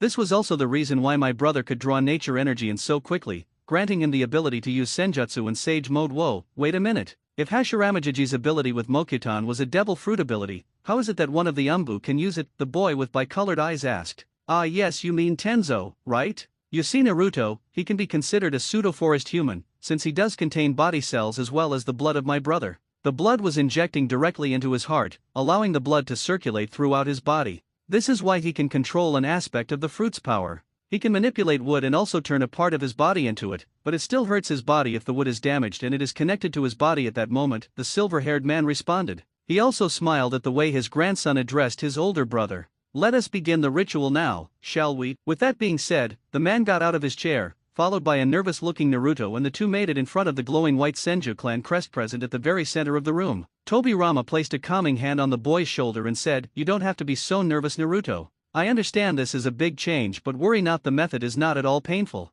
Naruto could only nod and smiled at his grandfather and thanked him for the soothing words. The older man then motioned Naruto to go stand in center of the crest. The crest is not normal, Naruto, it is a seal. Once I push my chakra through it, it will activate. It is designed to detect and absorb your chakra from the soles of your feet, and it will change color to indicate what class of devil fruit you will obtain. If it turns black, it is a paramecia, but if it glows blue, you will obtain a logia. Now then, prepare yourself. You might feel a little off balance due to chakra be sucked from your feet. The man then performed a ram symbol and saw as dense purple chakra began leaving Naruto's legs and entered the seal. It continued for about 15 seconds before it changed color. The end result made Tobirama almost faint. Half of the clan crest turned black, while the other half turned blue. Naruto also noticed the change but was busy trying to stand up straight due to the sudden pressure on his legs, caused by the absence of chakra. He pushed some chakra into his legs and stood up straight before turning left and saw the surprise on Tobirama's face. He tilted his head in confusion, then asked him for a response on what this means. Tobirama, with effort, composed his face and looked at Naruto before saying, "If your surprises continue, I might not live long." He then sighed and addressed Naruto, "This is the same thing that happened with my brother. I believe you will be the third person in history to obtain a hybrid devil fruit." Now it was Naruto's turn to be stupefied at this. When he agreed to this, he thought he would be granted a less powerful ability, not something like this. With this, his potential would be unlimited since he will be able to control more than one element, and the techniques he could come up with could be extremely versatile. His excitement only grew at this. Before his grandson could drift off to dreamland, he turned around and walked towards the altar-like thing in front of them. He stopped at the base of the stairs leading to the platform and turned behind to face Naruto and stated, "This step is all on you, grandson. You will go up the steps and stand in front of the fruit on the platform. It is a fruit from a devil tree. You will need to pour exactly 7 drops of your blood over it and fill it with your chakra. The more chakra you add, the faster the devil fruit will assimilate with your body. Otherwise, we will have to wait for hours or days to understand the ability of your fruit." The reason this method works is because the power of chakra belongs to the Sea King that created the devil fruit which Kagaya at Satsuki devoured. Hang on, you said it is from a devil tree? Where did you plant one, because I have never seen a special tree in the compound? Where did you get this from? Tobirama smirked before answering. While initially, the trees were planted in the compound itself, over time our ancestors grew paranoid. If someone from the clan leaked the method of creating a devil fruit, many would come by and try and steal it for their own benefit. This is why they planted seeds of the devil tree on Uzashio. It was the only suitable option since it is closer to the sea and the rest of the world will not have access to the area since Uzu was already very secretive about clan matters. Only one Uzumaki knew of this, the head of the house during those times, Ryoujin Uzumaki, your great-grandfather. Whenever the tournament was to be held, a few members would go and collect these fruits and store it here, in the basement. That is the last devil fruit we were able to collect before the demise of Uzu. Naruto had already guessed it was something like that. The Senju would definitely not trust a Konoha house since they would have most likely blabbed about it to someone and they could not allow this to fall into the hands of the Uchiha, and who better to guard their most significant secret than their cousin clan. A.N. If it wasn't clear before, Senju Atsutsuki started the Senju clan and his younger brother, Uzumaki Atsutsuki started the Uzumaki clan. Naruto shook his head and snapped himself out of the daze. His mind was working overtime to digest all the information that had been passed onto him today. He would have to sleep for a long, really long time to get his mind working properly again. He stood up straight and hardened his resolve, heterochromatic eyes glowing with determination, and started walking up the steps towards the fruit on the platform. Once he reached there, he did just as he was instructed and poured exactly 7 drops of his blood on the fruit by pricking his finger open with a kunao and counted exactly 7 drops before using a simple healing jutsu to seal it up. He then stretched his body and popped his joints and neck before placing his hands on the fruit. He closed his eyes and mentally counted 1, 2, 3 and poured all of his chakra into the spherical object nestled between his palms. Tobirama watched intently as his grandson followed his instructions and performed the ritual. He was thrown back a few steps a moment later, simply due to the amount of chakra that erupted from the boy. A dense purple aura shrouded him and he was pretty sure that had it not been for the anti-chakra detection seals placed around the basement, everyone in Fire Country would have felt the pressure. He used his chakra to maintain his footing and watched as a few minutes after chakra retracted into his body and the redhead knelt down on the floor and panted hard. He saw smoke arising from the previously white fruit, ensuring the end of the ritual. He steadily went up the steps and helped the boy up. They both looked at the fruit and were fascinated by the change in its appearance. The fruit now revealed to appear a dark blue in color with numerous swirls covering it and a lightning bolt designed on its surface. The stalk appeared to be a cyan blue in color. Physically though it was still shaped like an orange. A.N. Check out the cover. It's the same one. Well, that is quite a glow up, wouldn't you agree? Naruto asked his grandfather cheekily, with the same roguish grin the older Senju was known for. Tobirama just rolled his eyes at the boy and began observing the fruit. I believe that you might have powers over water since the fruit is blue in color. We both share the same color but mine had a lighter shade to it. With the presence of lightning bolt, I think it's safe to assume you will have lightning powers as well. He paused for a while and stared intently at the fruit. Eat it now. I wish to validate a theory I have in mind should this fruit grant you the powers I think it will. What theory? Whenever there has been a Logia fruit user in the family, they gain supremacy over the element they have a natural affinity towards. My father had only a primary earth affinity, hence his power over the element. Our ancestor, the first Logia user, he had a primary affinity for water. My brother had multiple affinities. He had a very high affinity for both earth and water, hence he could control both of those really well since a forest can only be grown by the combined efforts of the earth and water. He also gained power over the sub-element it produced, wood. This why I fabricated the tale of Tenzo having a very high affinity for both of those elements, which is why he could use Mokutan jutsus. In reality, he only has an affinity for earth, but due to prolonged exposure to my brother's blood and his devil fruit abilities, he has developed a secondary affinity for water. You have a strong affinity for 4 elements so, if my theory is correct, you would have control over them and possibly a product of them. There is another theory I wish to prove. Whenever there has been a Logia user in the family, when their children or descendants inherit the powers, it is somewhat similar to the Logia user's ability. What I mean is that it grants them control over a similar aspect of an element. Our ancestor was able to control water, and when his daughter consumed her fruit, she was granted supremacy over rain. It was a paramecia ability, wherein she could make rain fall in a certain area. When my brothers and I inherited our powers, all of us shared similar abilities to the 2 Logia users of our family. My brothers had control over stones and swamps respectively, which are elements that have a close connection to the earth. My ability to cast floods is another proof of this. I am saying this since usually paramecia users inherit a superhuman ability like my mother or another one of our ancestors who could separate all of his body parts and control them individually. Naruto understood his mentor's claims and was intrigued by them. He picked up the odd-looking fruit and brought it close to his nose to try and get a whiff of his soon-to-be dinner. Surprisingly, he could not smell anything. It was absolutely odorless. That sent warning bells off in his mind, but he could sense the potent chakra swirling inside of the fruit. He closed his eyes and without thinking much, tore through the fruit down to the stalk, like a hungry wolf in front of a deer. He regretted his actions immensely and immediately. It tasted like shit. He blanched and almost puked the thing out, but was wise enough to not actually do it. He looked accusingly at his grandfather, eyes narrowed to dangerous proportions. The silver-haired man just looked on innocently, but his face was red from suppressing his laughter. Tobirama remembered how his parents and relatives had laughed witnessing the state of him and his brothers after they had consumed the hellish abomination. But his laughing ceased immediately when his grandson stiffened and fell down on his back. Naruto felt as if he was struck by thousands of overpowered lightning blast jutsus in every nerve, every cell in his body. He gritted his teeth as beads of sweat trailed down his body. He watched as his grandfather knelt beside him with wide eyes and could see the calculative look in his eyes, possibly trying to figure what could have caused. The torture lasted for a few moments more and finally began to subside. As he tried to catch his breath, he heard a gasp from his side and came across the figure of his grandfather with wide eyes that showcased surprise and something akin to glee. He followed his line of sight, and the sight his eyes showed him left him spellbound. His entire left arm had been coated with ice. It looked like he was wearing a sea green gauntlet that covered the entirety of his arm. He tried moving his right arm to get a feel of his left one and figure out what happened. When he realized his right arm wasn't moving, he could still feel it was there. So what the hell was going on? Why couldn't he move his arm? He turned to his right frantically and was left flabbergasted. His right arm had disappeared? There was only a mountain of sand left in its place. Apparently, though, this wasn't the end of it. His left leg, again to his surprise, had been replaced by a stream of water, whereas his right leg had disintegrated / been replaced by copious amounts of snow.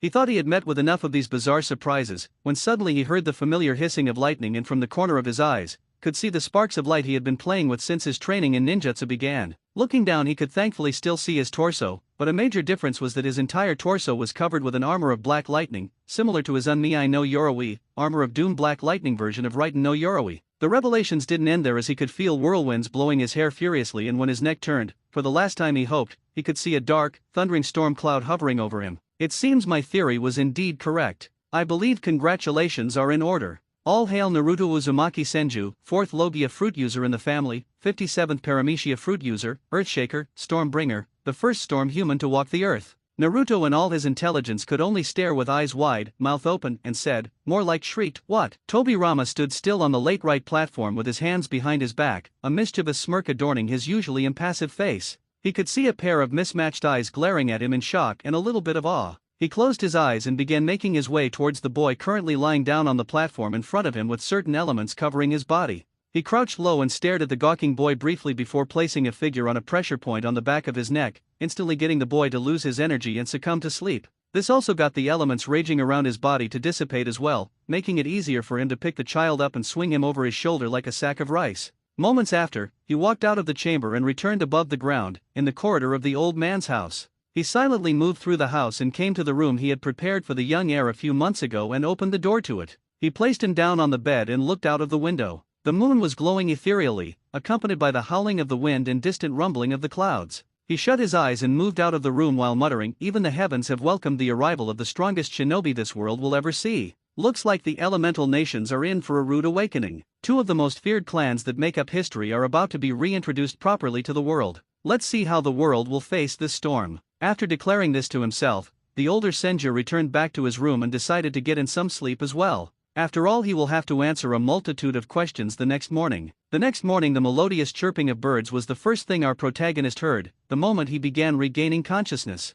Groaning, he twisted his body and buried his head in a pillow, hoping to avoid the heated glare of the glowing afternoon sun. Wait, what? Afternoon? His two-toned eyes snapped open and wildly searched around for a clock. That was when he realized something. This wasn't his room. While his living quarters at the Uzumaki Namikaze house were not something that could be called as a room, due to the lack of accessories or bright paint covering the walls and wooden floor, he had grown rather accustomed to the bland and rather lackluster arrangements. The current room he was in, however, put even the rooms of the saviors of Konoha to shame, and as he moved around it, he became more and more awestruck by it. It was a rather large rectangular room, with 4 windows making up the wall on the right side of his bed, partially covered with black silk drapes lined with silver, accompanied with a balcony that had an overhead glass roof to prevent rainfall from pouring through, and 2 sky blue leather seats. A black-colored walnut wood coffee table occupied the space between the 2 seats as well. The one present on the balcony was also entertained to a soothing sight of a glistening lake at the end of the Konoha Park, a spot which usually no one visited. Since it's a little deeper into the park, most families prefer to keep away from it since the children could get lost. Due to it being left alone, it was a frequent visiting spot for a plethora of birds that fly through the area. It made it look more heavenly in Naruto's opinion, as the site remained pristine because of the lack of visitors. All in all, it was quite peaceful and pleasant. After admiring the vista for a few more moments from the balcony, he turned his head back and continued his exploration. He was blown away by the detailing of the room. The walls were twice as tall as him, decorated with an admiral blue and jet black color scheme. It reminded him too much of Tobirama's armor. Maybe I will get a few canvases to cover one of the walls. May help a little bit with the dark color scheme, were some of his thoughts. There was also a decent-sized wooden sliding door cupboard, painted white and black. Multiple sets of clothes similar to the one Naruto bought the last time he went shopping for shinobi gear were hung inside of it, except that these were made from a much gentler and yet sturdier material. And these types of clothes I'm talking about. /7116391786211779764/ I don't know what they are called, so I can't describe them accurately. Just imagine that set of clothes in different colors. He will be wearing it throughout the series, with slight modifications.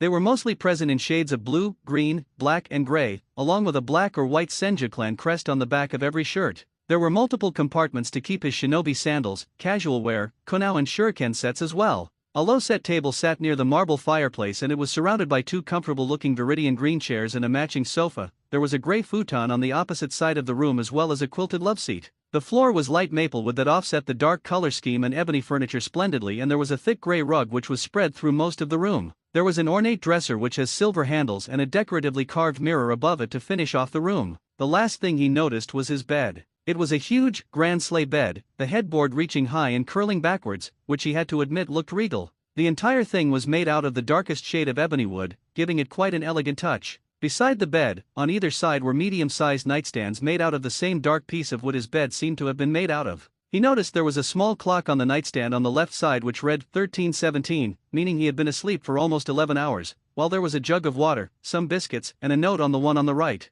The moment he read the letter, a smirk formed on his face before it disappeared just as quickly as it came. Take about an hour to familiarize yourself with your new room and study. There are clothes for you to wear. Freshen up and meet me in the living room. It didn't take a genius to figure out who had written the letter. The part about the study intrigued him and he walked out into the hallway and began searching for it. Didn't take much effort. Directly beside his room, there was another door with study written in Japanese. The moment he opened the door, he was blown away. It was a large circular room, with the entire back wall and some of the side wall as well, covered with bookshelves that were partially filled with an eclectic collection of books on subjects like warfare, battle strategies, psychology and scrolls on various jutsus, sorted and arranged elementally. There were books on Konoha laws and regulations as well which he was expected to revise word for word, now that he is the heir of the Senju clan. The walls were painted a storm blue in color and the floor was cherry wood with a black rug adorning it. There was an ebony desk present as well, directly in front of the window. A small fireplace was also present at the side of the desk, a foot away from the shelves. A black leather sofa was present in front of the desk. He will have to shop for a seat to sit in while he is in the study or get one from his room. The walls also lacked a decorative touch and Naruto's suppressed artistic side was more than happy to be able to cater to it according to his taste. Holy shit! How much did Jiji pay for all this? It makes the rooms of the brats look like a dump, the redhead asked himself mentally. Without wasting any more time, he quickly left the study to take a new set of clothes from the bedroom and left to go and freshen up. He was well versed with the passages inside Tobirama's house, so it wasn't that hard for him to navigate his way through the house and find the bathroom. Half an hour later he emerged from the bathroom wearing a new set of clothes. His outfit consisted of a pine green long-sleeve top along with black pants. He quickly made his way through the house and reached the living room, only to see Tobirama reading some notes on Fuinjutsu and sipping tea. He swore that the man was obsessed with his tea. A moment later he walked forward and sat in front of Tobirama, on the opposite side of the coffee table and stared at him with the same expression he was used to seeing Tobirama wear. The old man just stared back for a few seconds before saying, "I take it you like your new accommodation." Naruto nodded his head before questioning, "How did you know I was going to ask for your permission to stay here at the compound with you? Also, while you are at it, explain to me what the hell happened yesterday." The man in question just smirked, set his cup down and responded to Naruto, "I have been training you every day for the past 4 years. I have seen the changes in your behavior and the actions of those around you. I already knew you were not happy at your former parents' house, which is why I was going to ask you to move in here on your birthday. But a month ago, I overheard Tsunade and Shizen speaking about the gifts they were going to present to the kids and some kind of surprise which would be incomparable to all the other they have provided them, and I understood whatever it was not going to be good. At least not for you. Hence why I had the rooms furnished according to colors I have seen you usually wear. If you have any alterations you need to make, feel free to do so. I will give you the address of the store I had helped me with this task." The Senju heir smiled and nodded gratefully before thanking him once again for what he has done for him. Without Tobirama Senju, Naruto would have been weak and alone, living in some run-down place, or would have defected and joined up with some people leading to his doom. He couldn't thank the ex-Hokage enough, which is why he vowed to make the older man's dream of making the Senju clan renowned once again and improving Konoha come true with the best of his abilities. The man then continued, as for what happened yesterday, I have some theories as to what happened. The fact that you assimilated with your devil fruit instantly shows how overwhelming your chakra has become and the sheer power of it to grant you such powerful abilities, despite you being younger than most Senjus who had gotten this power. Even I took 3 days to become familiar with my power, and even then, I had control over one aspect of one of my affinities. My secondary Righten affinity did not manifest itself as a devil fruit ability at all for me. The fact that you manifested 3 of your elements as well as their sub-elements is an enormous achievement. Only my brother was able to do it, but even then, I do not think it would be as powerful as yours. It looks like you have dominion over water, lightning, wind, snow, ice, sand, and storms. I believe your ability to cast storms is the paramecia aspect of your fruit, since I did see a small cloud hovering over you, while the rest of your elements are your logia factors since they were covering you body. Okay, good, so I wasn't hallucinating due to lack of chakra yesterday, Naruto thought mentally and relaxed a little. The fact that you have control over sand but not the element earth, shows that your devil fruit ability only allows you to have sovereignty over elements that can cause storms. There is nothing known as an earth storm, so I believe you do not have control over it, but sand can be deadlier than earth if used correctly. As for the pain you felt, it must be because of the number of abilities your devil fruit holds. When the rest of our clansmen consumed our fruits, we did not feel any sort of pain. Only my brother experienced a few migraines and a little body ache for a few hours, but nothing more. You will have to make your body sturdy enough to hold the power of your fruit, or else you are done for. Your devil fruit is extremely strong, so we should start working on it. Fuinjutsu can wait, you are already on your way to make your Uzumaki ancestors proud, Tobirama added the last part with a smile before going back to sipping his tea. Naruto felt a rush of happiness at that comment. He might not feel anything for his birth mother now, but it doesn't mean he has to detest her clan as well. He was proud to be a part of the Uzumaki clan, one of the greatest clans of all time. So, what are we waiting for? Let's start training, Jiji. Don't tell me you have become soft towards your grandson, Naruto spoke cheekily and smirked at the annoyed look on his grandfather's face. Don't get cocky, brat. You are still not strong enough to defeat this old man, and I'm still your sensei during training, Tobirama replied with his eyes narrowed. He downed his tea in one go and got up quickly before dragging the chuckling redhead to the training grounds. Life for the teacher-student duo sure was fun for now. For days after Naruto ate his devil fruit, Ryokai Cave Orochimaru was happy. Finally, after 4 years he was going to go home. While Konoha was full of idiots, it was his home and will always be. For years of hellish training at the Ryokai Cave had taken his toll on him. For the first time in his life, he wanted to be among humans and not his summons. But despite the 1,461 days of constant torture, it was beneficial to him in the end. He could finally enter Sage mode. Unlike the perverted oaf Jiraiya and his summons, the snakes did not have access to the special oil that allows nature energy to collect in the body, nor did they have the special staff that knocks it all out of the body. So, he had to be very careful when messing with nature energy, to prevent it from overwhelming him. Even if his previously sickly body was stable now due to Tsuan's help and better technology, it wasn't very sturdy. He could only hold Sage mode for about half an hour to 45 minutes if stretched. When he entered Sage mode, the purple markings around his eyes became more prominent and cover a larger area around his eyes. His eyelids were also replaced with brills that made him immune to genjutsu and other visual attacks. His skin turned into a darker gray in color, along with his hair, though the most noticeable feature had to be the emergence of 4 horns on his head. When in Sage mode, his jutsus and physical attacks are stronger, his physical defense is improved, heightens his speed and reflexes and allows him to sense his surroundings. It was perfect blend of a dragon and a snake. It was his last day today and he was to return soon. He packed his bag up and strapped the kusanagi to his side. He also saw the special scroll lying there. The one he decided to gift this to the most promising young shinobi he had ever seen. He had written a few letters to the kid and was happy to know his training was going well, which is why he had decided to give him this. A late birthday present, if you will. Without waiting much more, he packed everything in his bag and left to bid farewell to Manda and the snakes, before he is reverse summoned to Konoha by them. A few hours later, Konoha Naruto was panting hard. His entire body was drenched in sweat. He was pretty sure the older Senju was a sadist. The man had him run 20 rounds of the entire village with extremely heavy weights. After that he had him continue with his regular workouts, but when they started training his devil fruit ability, it was as if the man was possessed by Yami. The sheer brutality of the training left him exhausted. To train his lightning element, the man shocked him with millions of volts of electricity using a generator. His reason, so that you get used to millions of volts of electricity flowing through your body and it does not overload you. While the reason itself was good enough, the sadistic smirk and gleeful look in the man's eyes had the kid questioning his motives.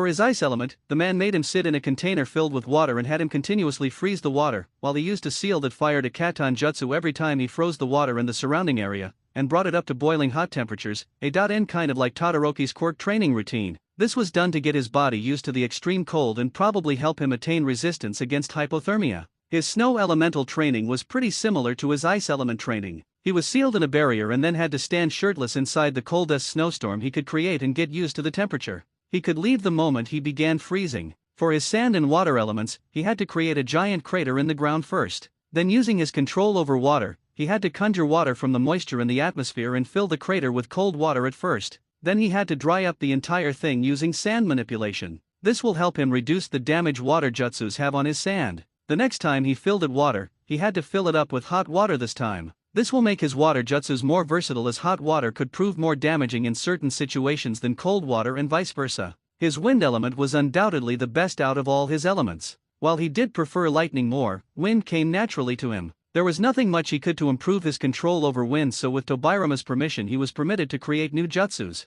He had asked Tobirama why did they still use hand signs, even if they had devil fruit abilities. The answer was simple. Apparently, since they are feeding their own chakra to the fruit, the abilities they gain can only be used when they are using chakra. Hence, they had to use hand signs since they couldn't use ninjutsu without them like their ancestor. After catching his breath and relaxing for a few moments, he got up and wobbled a bit, before making his way to the house to take a shower before he heads out to meet Kagaya. He hadn't spoken to her since his birthday and he thought she might be worried since he did not meet her at their spot down at the lake. He thought of bringing her something as an apology for not speaking with her for a few days and ignoring her. He decided to give her a C-rank Katan Jutsu scroll as an apology. As he reached the end of the ground, he felt a familiar presence behind him and smirked. The same person called out to him and said, "Wow kid, Tobirama-sama must have put you through the grinder if your current condition and chakra levels are anything to go by." Smiling, he turned around slowly as his eyes met with one of the few people who he liked in the village. He smirked and replied, "Welcome back, Uncle Orochimaru. Did the snakes finally let you off?" "Yes, Brad, I finally mastered Sage Mode, and unlike that oaf of a teammate of mine, I can enter it without my summons and come in contact with nature energy harmlessly."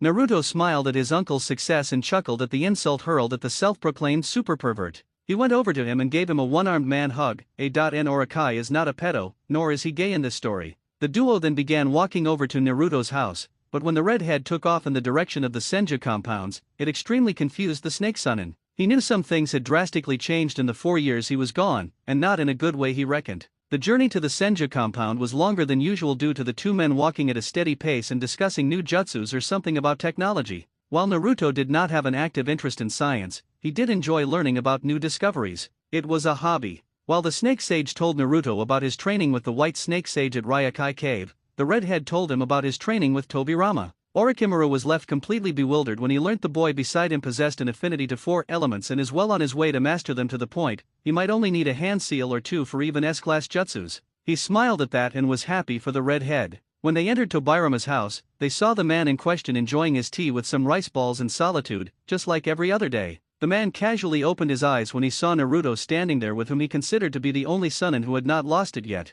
He gestured for the two to take their seats in front of them and offered them some snacks as well. The rest of the afternoon was spent discussing what has occurred in the village in the last few years, Orochimaru's sage training, and the changes that have recently taken place in Naruto Uzumaki Senju's life. Needless to say, the Snake Sage almost went ahead with a plan of showing Jiraiya and his band why he was considered the incarnation of a god of death during the Second Shinobi War. He was calmed down by the two ever-stoic Senjus. Naruto informed him that he did not care for that family anymore and will treat them just like fellow shinobi and Hokage, and nothing more. He also assured him that he was more than happy being a Senju and wouldn't change it for anything else. While Orochimaru was still pissed, he managed to regain his composure and decided against doing anything for now. It was then that Orochimaru remembered his gift. "Oh, I almost forgot," he began. "I know you have mastered the transparent escape jutsu and Shunshin to a frightening degree using the scrolls I left for you before I left for my trip, so I got you another present to signify my return in training, and to wish you a belated happy birthday. Although I think Tobirama-sama will like this one more." He started shuffling through his pack after saying that, and moments later his hand emerged with a jet black storage scroll.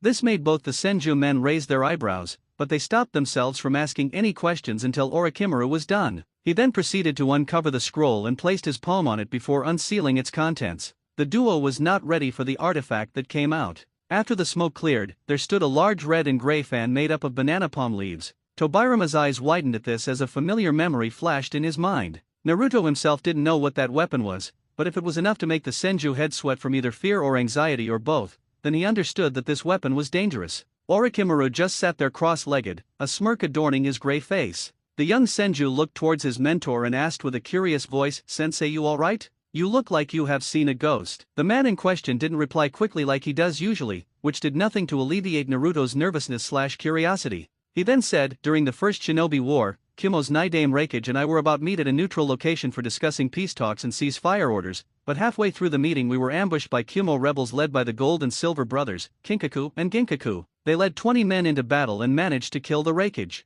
Saru, who was part of the escort team responsible for being my bodyguards, summoned a monkey and managed to reverse summon us further away from the battlefield, in a remote forest. There I decided to appoint Saru as the third Hokage and told them to leave while I held of the 22 men who were coming closer to us. Honestly, it was supposed to be a suicide mission, but I managed to pull through. Most of the men were only Haichen to low Jonin level in strength, so I killed them easily, but I was already low on chakra due to continuously fighting in the war and not having time to rest. That is when the brothers joined the fray. This fan is called the Bashozen, one of the treasured tools that are considered sacred by shinobi due to them being crafted and wielded by the Sage of Six Paths. This one in particular allows the person wielding it to utilize all the 5 elements, but shaves of large amounts of chakra. I did manage to beat them by putting them through chakra exhaustion and then using Flying Raijin to cut off their legs to leave them immobile, and then encasing them in a water dome to suffocate them to death. However, I was too injured to call for help. I laid there in a puddle of blood for a couple of hours before Saru arrived with reinforcements and a medical team. The redhead was shocked, too shocked. The fact that his grandfather had almost lost his life in a suicide mission was too much for him. Mentally he was thanking every deity present in the universe that the old man was okay and still alive and kicking. If the man had passed away that day, the leaf would have been doomed by the idiots running it. He never would have met such an interesting and awesome person, and he would have died a long time ago, either of starvation or loneliness. He then looked at the weapon, before looking back at Tobirama and asked, "What should we do with it? And you said this one of the tools, where are the others?" After the end of the First War, during the Cage Summit, Saru and the Mizu Cage demanded all the weapons back since Kumo was proven to be unable to handle them, which nearly led to the death of multiple cages and countless shinobi. Hence, all the artifacts were given to the Uzumaki clan so that they could keep it safe and prevent their misuse. The Bashozen had been declared lost by Kumo and could not be found. Till today, that is. Where did you find this, Orochimaru? During my training with the snakes, I got wind of an auction occurring in a small village somewhere around the border of Rice Country. It was an auction for illegal items and destructive weapons. I sent a few reinforced shadow clones to check it out and found this item being sold there. Apparently, a nuke nin from the Kinkaku forces had fled Kumo after their leader was declared dead, and took the weapon with him. His family held it for a while, but recently due to the civil war in Kiri, it became difficult for them to gather resources and they decided to move back to Kumo but didn't have enough ryo. Hence, they sold it at the shady auction and I bought it for quite a hefty sum with the money I obtained from a bandit camp, the Snake Sonin replied. "I see," the older Senju said. "As for what to do with it, we should keep it. Probably make it a family heirloom and place a barrier around it. If some power-hungry idiots succeed in capturing it, the village will be in grave danger." "Should I prepare the seal, Jiji?" Naruto inquired. If Orochimaru had been drinking something, he was sure he would spit it out and covered the entire floor with it. Never had he imagined someone would have the guts to call the Tobirama Senju, one of the Kami no Shinobi, the man the entire elemental nations fear due to his reputation as the Shinobi no Sujin, would be called Jiji by anyone. Tobirama saw Orochimaru's surprise when he heard what Naruto addressed him as, and smirked in amusement. He shook his head to signal no and then said, "I'll place it in the basement and put a barrier around that will prevent anyone else except for the two of us and Orochimaru to touch it. For precaution, I'll also add a barrier that will alert us the moment someone tries to touch the barrier, besides the 3 of us." The other 2 gentlemen accepted his solution and nodded in agreement, after which the trio began discussing possible methods to improve Naruto's training efficiency and his fighting style. Orochimaru offered to teach him his personal taijutsu style, the snake style. Naruto was intrigued by the style, but after a few demonstrations by Orochimaru and Naruto's ability to completely butcher the stances and footwork, it became evidently clear that he was definitely not suited to learn this style. Tobirama had good laugh watching his heir failing miserably and falling back down on his ass constantly. In the evening, Orochimaru decided to leave and went ahead to greet his sensei, the Saname. The head of the Sarutobi clan has been spending most of his time with his wife and grandchild Konohamaru. Apparently, his first son passed away a couple of years back, along with his wife when they were ambushed by rogue nins after a particularly dangerous and tiring mission. While reinforcements did arrive, due to excessive blood loss, they passed away. After the meeting with Orochimaru, the Senju duo began to focus on their individual tasks, before they prepared dinner. Naruto began reading about the history of every village in the elemental nations, along with certain books on politics, while Tobirama placed seals around the new family heirloom and placed it in the basement. A few hours later, the duo gathered in the dining room and began eating dinner that they prepared and ate in silence. Moments later though, Naruto decided to break the quiet atmosphere. "I've decided to leave for Iron Country to continue my training. I'll leave after a few months." The gray-haired man looked at his grandson and saw an expressionless, probably bored face staring right back at him. The older Senju could only sigh and pinch the bridge of his nose. He knew that this decision was going to come back and bite himself in the rear. This boy was going to be the death of him.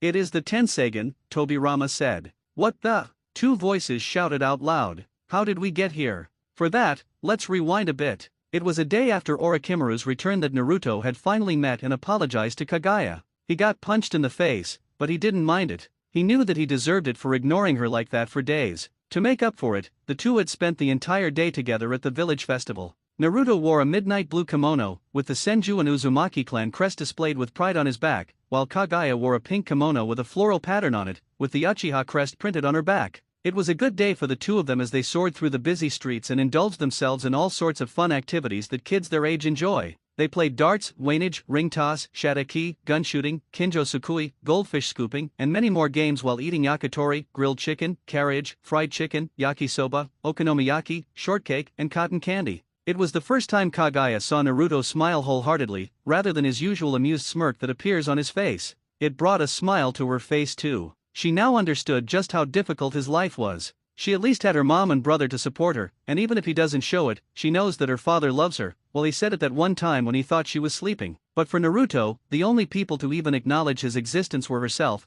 Tobirama-sama and Orochimaru-sama. He never received the love of a family. It made her realize just how lonely he was, and she vowed that she would be the greatest friend and supporter anyone could ever hope to have, to him, and hopefully more. She blushed at the thought and continued to cutely nibble on the cotton candy in her hands as they walked. Then Naruto suddenly grabbed her arm and yanked her towards an isolated spot towards the end of the festival, where nobody else was present. When she inquired as to what he was doing, he brought out a scroll and unsealed its contents, bringing out a picnic blanket and some of the food he had bought earlier. Well, they both had quite an appetite, so it was good thinking on his part. "Thank you for this day, Naruto-kun. It made me very happy," a smiling Kagaya honestly spoke to her friend. The boy in question just smiled at her and said, "No, I should thank you. These past few weeks have been tiring to say the least. But today I had fun and was not bored to death by wise, old men. It helped me relax, so thank you, Kagaya-chan." She beamed at him and a pink hue appeared on her face when he flashed her his signature, Lady Killer smile. She was about to say something, but they were pleasantly interrupted with a loud bang and colors igniting the sky.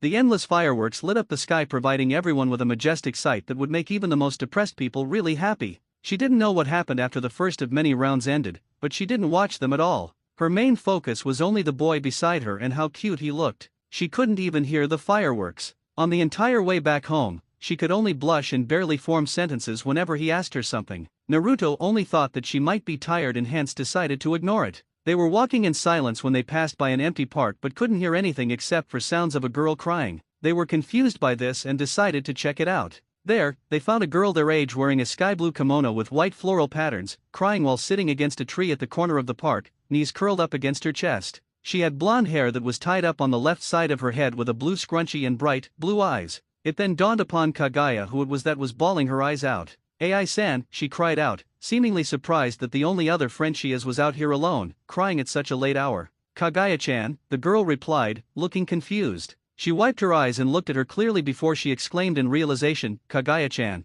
and pulled the girl kneeling in front of her in a bone-crushing hug. This continued for a few other minutes while Naruto just stood there, awkwardly glancing around, wondering if he should say anything. He didn't know what he could say that would make the situation better or worse, so he settled for a small cough that attracted the attention of the two girls. One looked at him flustered, that she had forgotten he was still there, while the other one looked at him with suspicion. "Naruto-kun, this is Ai Hayasaka Hayaga, firstborn daughter of Hayashi-sama and the heiress to the Hayasaka clan of the Fire Capital. Her sister Hinata is the heiress of the Hayaga clan. A few months ago, I went along with Suzuki to the playground where most of the clan heirs come down to play and I met Ai-san there. We have been meeting ever since." She paused before addressing Ai. "Ai-san, this is Naruto Uzumaki Senju." He told her about Tobirama making him his heir, the second son of Hokage-sama and the current Senju heir. He was treated similarly the way you were, but, in his case, his entire family was against him. Ai was shocked that the arrogant trio, according to her and Kagaya, had another sibling who was hidden away from the public. But when Kagaya mentioned he was treated just like them, she understood what happened.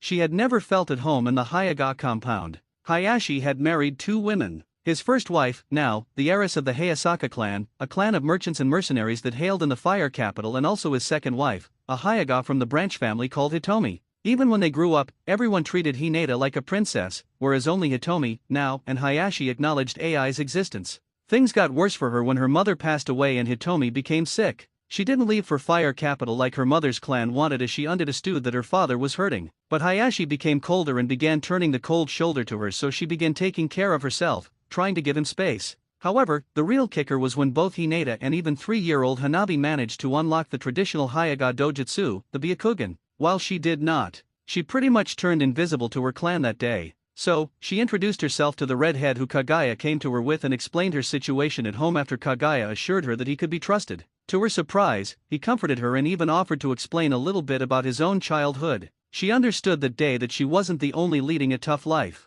When asked what happened to her and why was she here at this hour, she began crying again but explained, "Today, my father decided that he and all of his daughters should go and enjoy the fireworks festival, so we dressed up and left. I don't get along with Hinata because the dumbass is always running after that arrogant Menma, and ignores all of his flaws, which is pretty much all he has. Halfway through the festival I got bored, so I left for home after permission from my father. When I came home and passed by the Lord's study, I heard the elders talking about how they were going to keep poisoning Aunt Hitomi, just like they did with my mother, and then they will kick me out of the clan since they will have no one to oppose their decision. Even though my father is a great man, he blindly follows orders and I know he will agree to it. I just don't know what to do," she screamed out at the end, tears flowing out of her eyes. Kagaya just hugged her and told her to let it all out as she began thinking up ways to help her friend. Naruto, on the other hand, was livid. How dare they kill one of their own? Killing their own family only for what? More power? How ridiculous. He had half a mind to go and report this to Minato, but then realized that he was not thinking straight. He was Shinobi and Tobirama Senju's student at that, he should think first. And then he got an idea. It is not safe to talk about these things here. Come with me, I know where to go, he said as he motioned for them to follow him. The two girls looked at each other before going along with him. At least he had an idea, they got nothing. Tobirama's house, the head of the Senju house, was having a very peaceful day. No Naruto to train, no idiotic councilman to manage, and lots of tea and an nigiri, rice balls. Overall a very unproductive day. So, he was not surprised when 3 people showed up at his doorstep at 9:30 in the night. But he was definitely surprised seeing who the 3 people were. An Uchiha, a Hayaga, and a Senju. Now that had him interested. He saw his grandson standing in front of the 2 ladies, flashing him a smile full of amusement. Cheeky brat. He now knew there was no way this night wasn't going to be interesting or long. Without saying much, he just sighed and rolled his eyes, beckoning them to follow him inside. "What happened now, brat?" he asked, clearly not very happy that his tea time had been interrupted. "Call Uncle Orikimura first, you both might find this interesting," the brat replied, seriousness evident in his voice. The 2 girls could only stand behind him awkwardly and do their utter best to not start fangirling at the sight of their hero, the Nidaime Hokage, Tobirama Senju. This was especially true for the Uchiha. Oh, the irony. Moments later, Orikimura arrived in his usual jounin outfit with a parcel containing bowls of chicken tempura. Seeing the questioning glances on the faces of the 2 Senjus, the son said, "I was in the middle of dinner when your clone arrived. I thought it might be something big and I might have to stay here for a few hours, so I packed up my food and picked up some extra servings on my way here." The man said so, giving the others a gentle smile, which made the lot very uncomfortable due to his makeup. "Now that we are all here, what is it that you wanted to discuss, Naruto?" the sliver-haired man said, sitting down on his side of the coffee table. "And introduce us to the 2 girls behind you. Have you forgotten your etiquette lessons?" How the hell would he forget that? Even though shinobi are not too much for formality, certain clans still have their heirs practice etiquette and other proper mannerisms so that they do not feel out of place amongst nobles. It was about a week of his life that he would never get back and he would never want to relieve. "Forgive me, grandfather. They are Lady Kagaya of the Uchiha clan and Lady Ai of the Hayasaka and Hayaga clan." The 2 young ladies mentioned above bowed, and everyone could see the stars in the eyes of the Uchiha heiress when she looked at the ex-Hokage in front of him. It would have looked quite weird if Naruto hadn't mentioned the fact that the young girl was a die-hard fan of the Senju patriarch. After the pleasantries were done being exchanged, the children explained the circumstances of the Hayaga girl and their findings about the Hayaga elders along with the conspiracies of the clan being revealed. With each passing word, the older Senju's eyes seemed to be narrowing further and further. Once the tale was finished, everyone in the room was hit with a magnitude of ki and chakra for just a split second before it disappeared. Now they understood how pissed Tobirama actually was. "Don't worry, Heiress Hayasaka, I will contact my student, Sarutobi, and get him to assign a few of his personal guards that can compete with Umbu-level shinobi, on tailing the elders of your clan and gathering evidence of their crimes. Once we have the reports, I promise you they will get nothing short of an execution order on their heads." The young Hyaga heiress couldn't take it anymore. She burst into tears once again and flung herself into the arms of the nearest person there was, and it was none other than the heir of the Senju clan, who looked a bit uncomfortable at first but relaxed soon after seeing the smiling faces of the other occupants in the room. Though, in Kagaya's head there was a nagging feeling of irritation at the blonde, and her eye had also started twitching. Weird, right? Just then Orochimaru said something that everyone in the vicinity had missed. "Hey Asaka-san, you said you are not liked by the clan members due to not having the Byakugan. But that should not be possible, as for a Hyaga it is fairly easy to master. It does not require one to go through pain and suffering like the Sharingan, so I don't understand what is the problem. Could you perhaps try unlocking it now?" The blonde wiped her eyes and did as she was instructed to do. Moments later both Orochimaru and Tobirama caught a flicker of something in her eye, but it died down as soon as it came. This left Orochimaru perplexed, but Tobirama was looking at her with wide eyes. "Is there something troubling you, Tobirama-sama?" The voice of the only Uchiha present sounded out. This broke the old man out of his stupor, and he blinked before looking at the girl and everyone else in the room, who were now focused on him rather than the blonde. Seeing their expectant gazes, he spoke out, "It's not like she can't awaken the Byakugan, it's that she doesn't have it." At this everyone's eyes widened. A Hyaga not having the Byakugan was unheard of. If she were an Uchiha it would have been understandable, as it takes great time and effort to awaken their dojutsu through training, and the other way was just too painful. That is why Itaki Uchiha is prodigy. Awakening and mastering the Sharingan before reaching even 10 years of age was unheard of, and he was currently a very high-ranking Umbu, well on his way to becoming captain before he turns 13 next year. But she does have something else. Something every Hyaga in the world would die to have. Everyone was beyond confused at this point. "Just get to the point, old man, this is not the time for riddles," the red-haired Senju spoke out, eye twitching and irritation clear in his voice. "It is the Tenseigan," Tobirama said. There was silence for approximately 2 minutes before the dam burst. "What the fuck?" Naruto and Orochimaru shouted out loud. Naruto of course knew what the Tenseigan was. Tobirama had briefed him about it during the history lessons. While it wasn't as strong as the Rinnegan or the Sharingan, it was definitely superior to the other known dojutsus.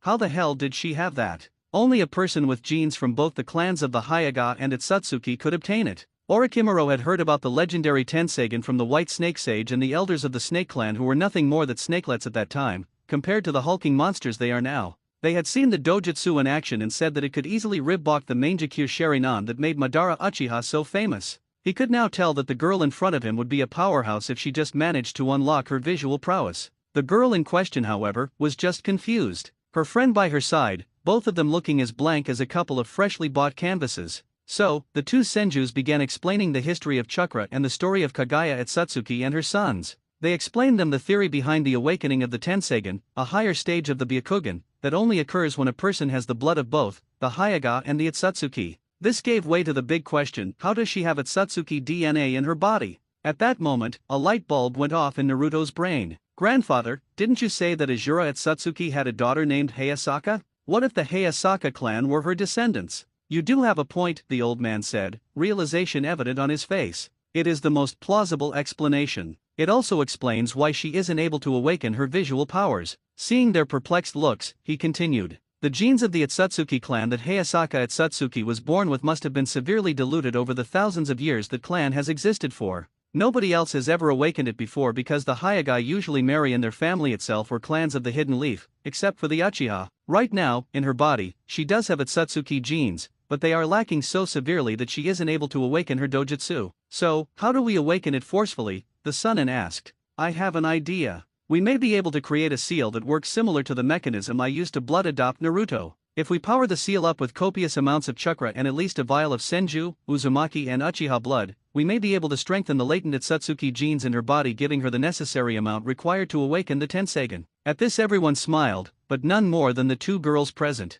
One was happy for her friend while the other was ecstatic about the fact that she will also have a visual dojutsu she could rely on and make her mother proud by becoming the best kunoichi she could. Just then Tobirama decided to speak up again. "But I am not gifted enough in seals to create such an intricate one. The only one who could do it was my sister-in-law, Mito Uzumaki." After saying this the old man looked at Naruto, along with the rest of the room. The redhead could only sigh. "I'll do it. I'm going to visit Uzushio anyways for the knowledge on seals. I could use this as a means to test my prowess in them. Another thing to do while I am on my trip." "Trip? What trip?" asked Kagaya. She did not like the sound of this trip, So, Naruto explained it to her how he was going to leave for a few years to train in Tetsu no Kuni and visit the ruins of Uzashio, to aid him in his quest of being the strongest shinobi there ever was and help him bring his house and village to the top once more. Everyone was happy hearing about this. It showed his commitment to his goals and how determined he was to accomplish them. Everyone except one. I believe it's late, so I'll be going now, the Uchiha heiress said as she moved out of the house, her eyes hidden behind the shadow of her hair.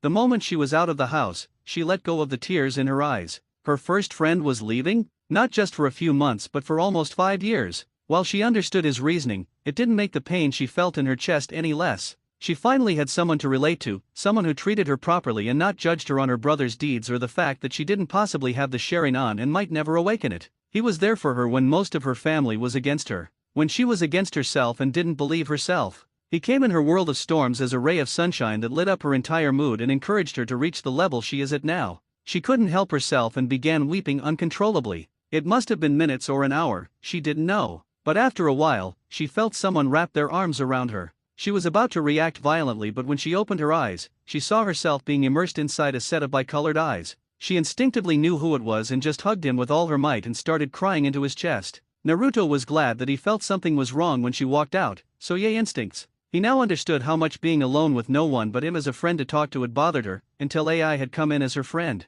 Hey Kagaya-chan, you don't have to worry about me being gone. I will write to you every few months. You think I will leave you alone for 5 to 6 years? Nah, you aren't getting rid of me that easily, he said as he flashed her his roguish smile that had her blushing up a storm. She couldn't do anything except hide her face in his chest and nod, smiling, though he could not see it. They just stayed like that for a few moments, before they were joined by Hayasaka. Naruto then walked the two ladies home, holding the hands of the Uchiha heiress, who was still clinging to him. Overall, a very productive day. Time skip a week before academy starts. Naruto enjoyed these last few months in the village. Spending time with his precious people was always a delight. He trained with his grandfather and uncle, continued his daily lessons on politics and chess sessions among other things, which he and his grandfather loved doing together. His uncle also got him interested in the art of Kenjutsu after showing him the might of the Kusanagi when he took Naruto with him to take care of a bandit camp that had been terrorizing the citizens of a small village to the west of Konoha. It was there that he committed his first kill. He felt very guilty, especially after he saw a family photo in the pockets of the man who he killed with an ice spear going through his head.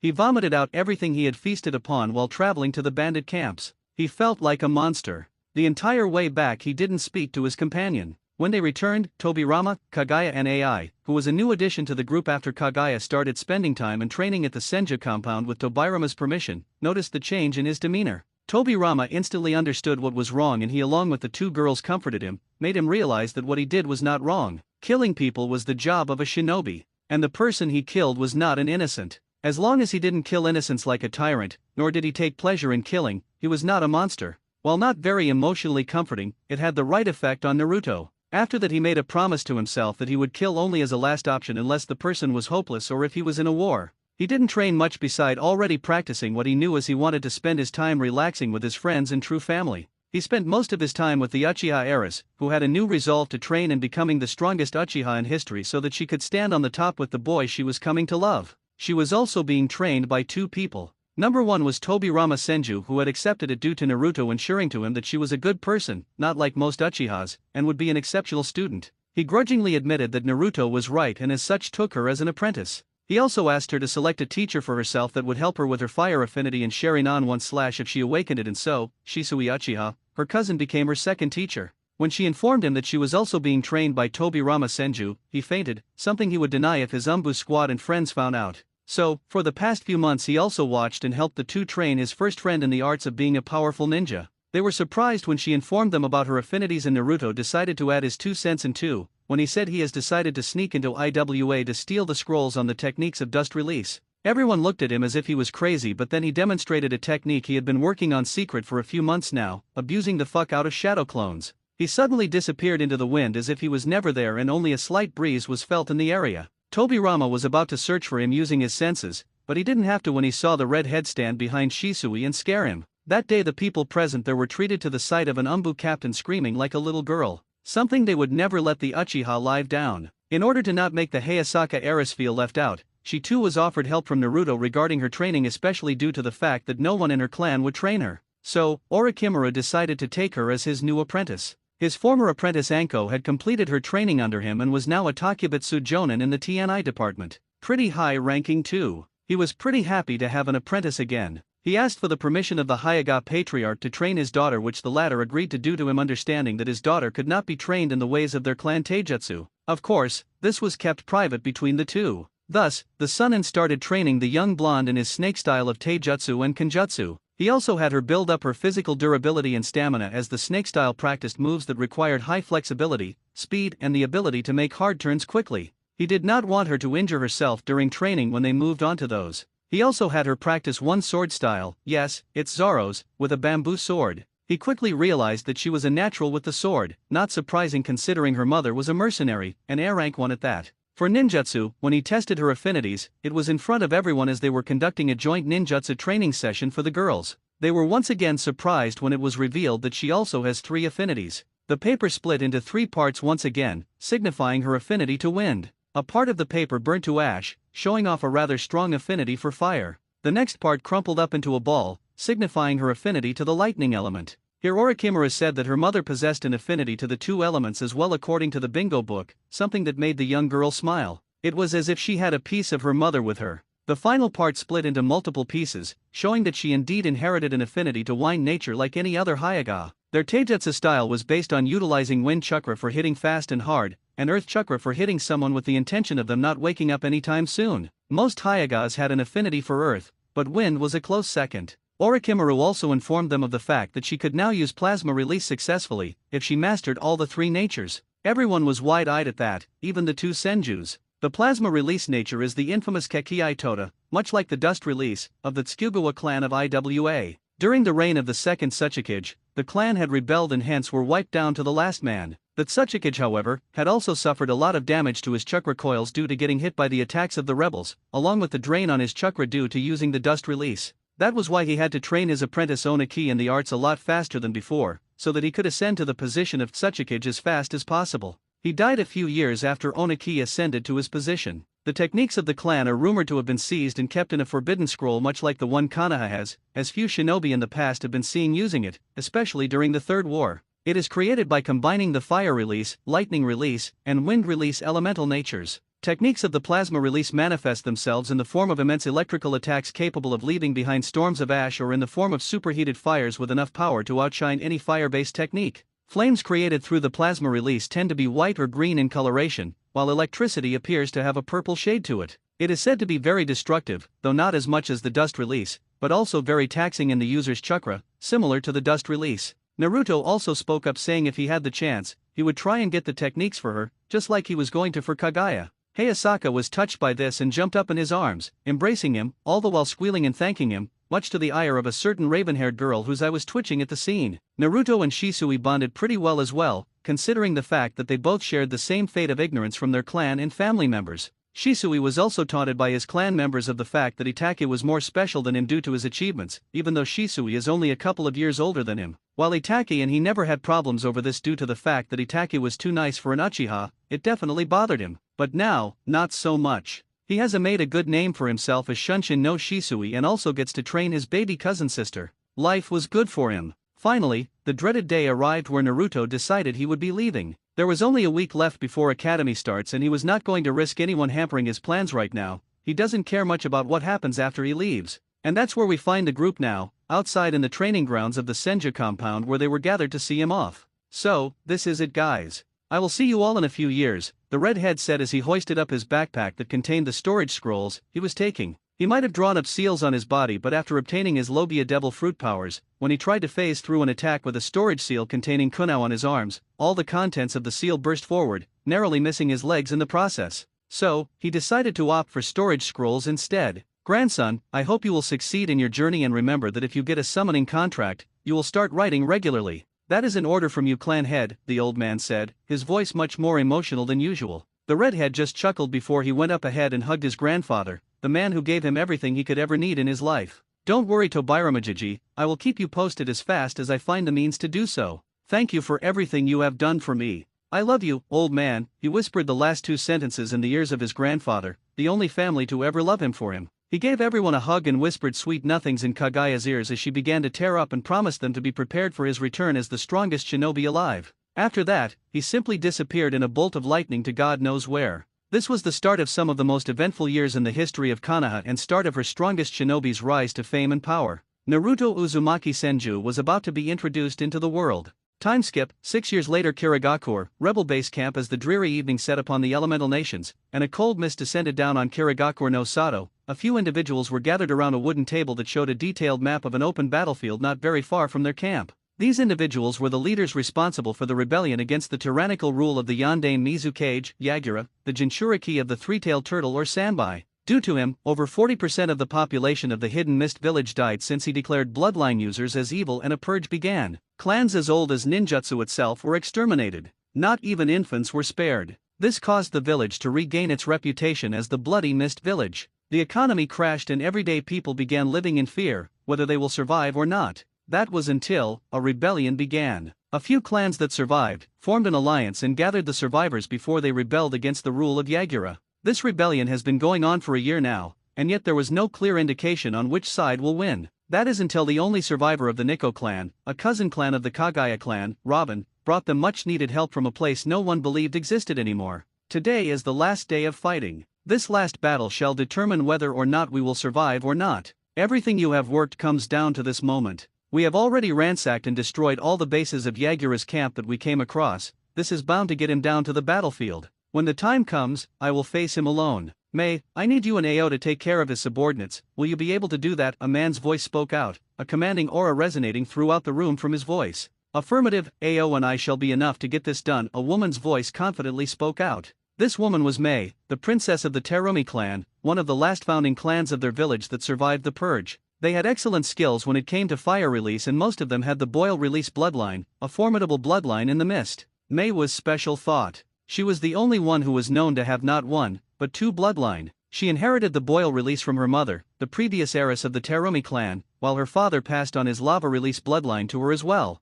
He was an Umbu-level shinobi from IWA that defected from the village after the First War. The two fell in love and had May, who became the sole heiress to the Terumi clan. She rose through the ranks fairly quickly and became a jonin at age 17. She was one of the most trusted subordinates of the third Mizukage, but Yagura's attempt at having her and her clan assassinated caused her to form the rebelling faction. She is the commander of the soldiers, though she relinquished it to the man in front of her when she saw how capable he was compared to her. This man in front of her had long blood-red hair that reached down to the middle of his back. He had blue and red bicolored eyes that set up an imposing figure when accompanied by his cold expression and height. He was extremely handsome and his entire persona screamed that he was of nobility. This man was Naruto Uzumaki Senju, the sole heir to both the Senju and the Uzumaki clans. He left Konoha to go on a training trip when he was 9 years old, and traveled all the way across the continent to Iron Country, so that he could learn their art in swordsmanship. He gained quite a reputation as he traveled through the elemental nations, as he would exterminate many bandit camps along the way and free the poor men and women the filthy scums had abducted and done other unsavory things to. He would leave no survivors, and due to him always wearing a black mask on his face, he was never recognized. The villages whose people he saved treated him like a hero, and his red hair allowed a few to make the connection between him and the long-lost Uzumaki clan, since they were the only ones who had hair colored as intense as blood and were feared throughout the continent. Naruto was trained personally by Mifune, the Lord Commander of the samurai force of Iron Country, a swordsman who could only be rivaled by Sakumo Hatake, Konoha's White Fang, and a few notable Uzumakis throughout history. Their first meeting was interesting. Flashback: after traveling continuously without rest, Naruto made it to a large mountain that looked like a mushroom and began to scale it using his chakra and muscles. 6 hours into that, he made to the top to see an older gentleman with robes marked with the rank of general standing there with a raised eyebrow as Naruto panted, "My name is Naruto. I came here to learn from the greatest swordsman and become the best." Naruto panted out, trying to not collapse, which wasn't easy since he ran low on chakra an hour ago and climbed the rest of the way on pure grit and will. This would not have been possible under normal circumstances, but he had just finished fighting a group of bandits and did not have the time to rest after his last use of vapor travel. The general, named Mifune, examined the boy before him and noted the bloodied fingers. "You climbed up here with your bare hands?" he asked incredulously, and Naruto nodded, surprising Mifune and his small group that were behind him, who Naruto missed from the exhaustion. "I used chakra until I had nothing but my muscle left, then it was just my will to make it, since I had to do to it on my own no matter what," he stated, still panting as he tried to stay standing but his legs were shaking. "Impressive," Mifune stated, since it was difficult for even an adult to get up the mountain, but for a child to do it and the fact he was doing so to become better impressed him even more. Before he could make another comment, Naruto passed out and Mifune had one of his soldiers carry him to one of the compounds. Flashback: and the next morning, instead of the usual indifference, the samurais looked at the shinobi with something else. Respect. A child, no older than 9, had done something men thrice his age had difficulty doing. This act showed his determination to become better, his passion and his power. 2 days later, Mifune personally began to oversee his training. At first, they were surprised to hear his name as they were unaware that there were any other Senju alive, beside Tobirama and his grandniece, Tsunade. But instead of focusing on that, they trained him in the same way they would train any other recruit who would wish to learn their art. And boy did their training did a number on him. While Tobirama did focus on physical strength, his primary strength lay in ninjutsu, something Naruto shared as he believed in ending the fight as quickly as possible and moving on the next.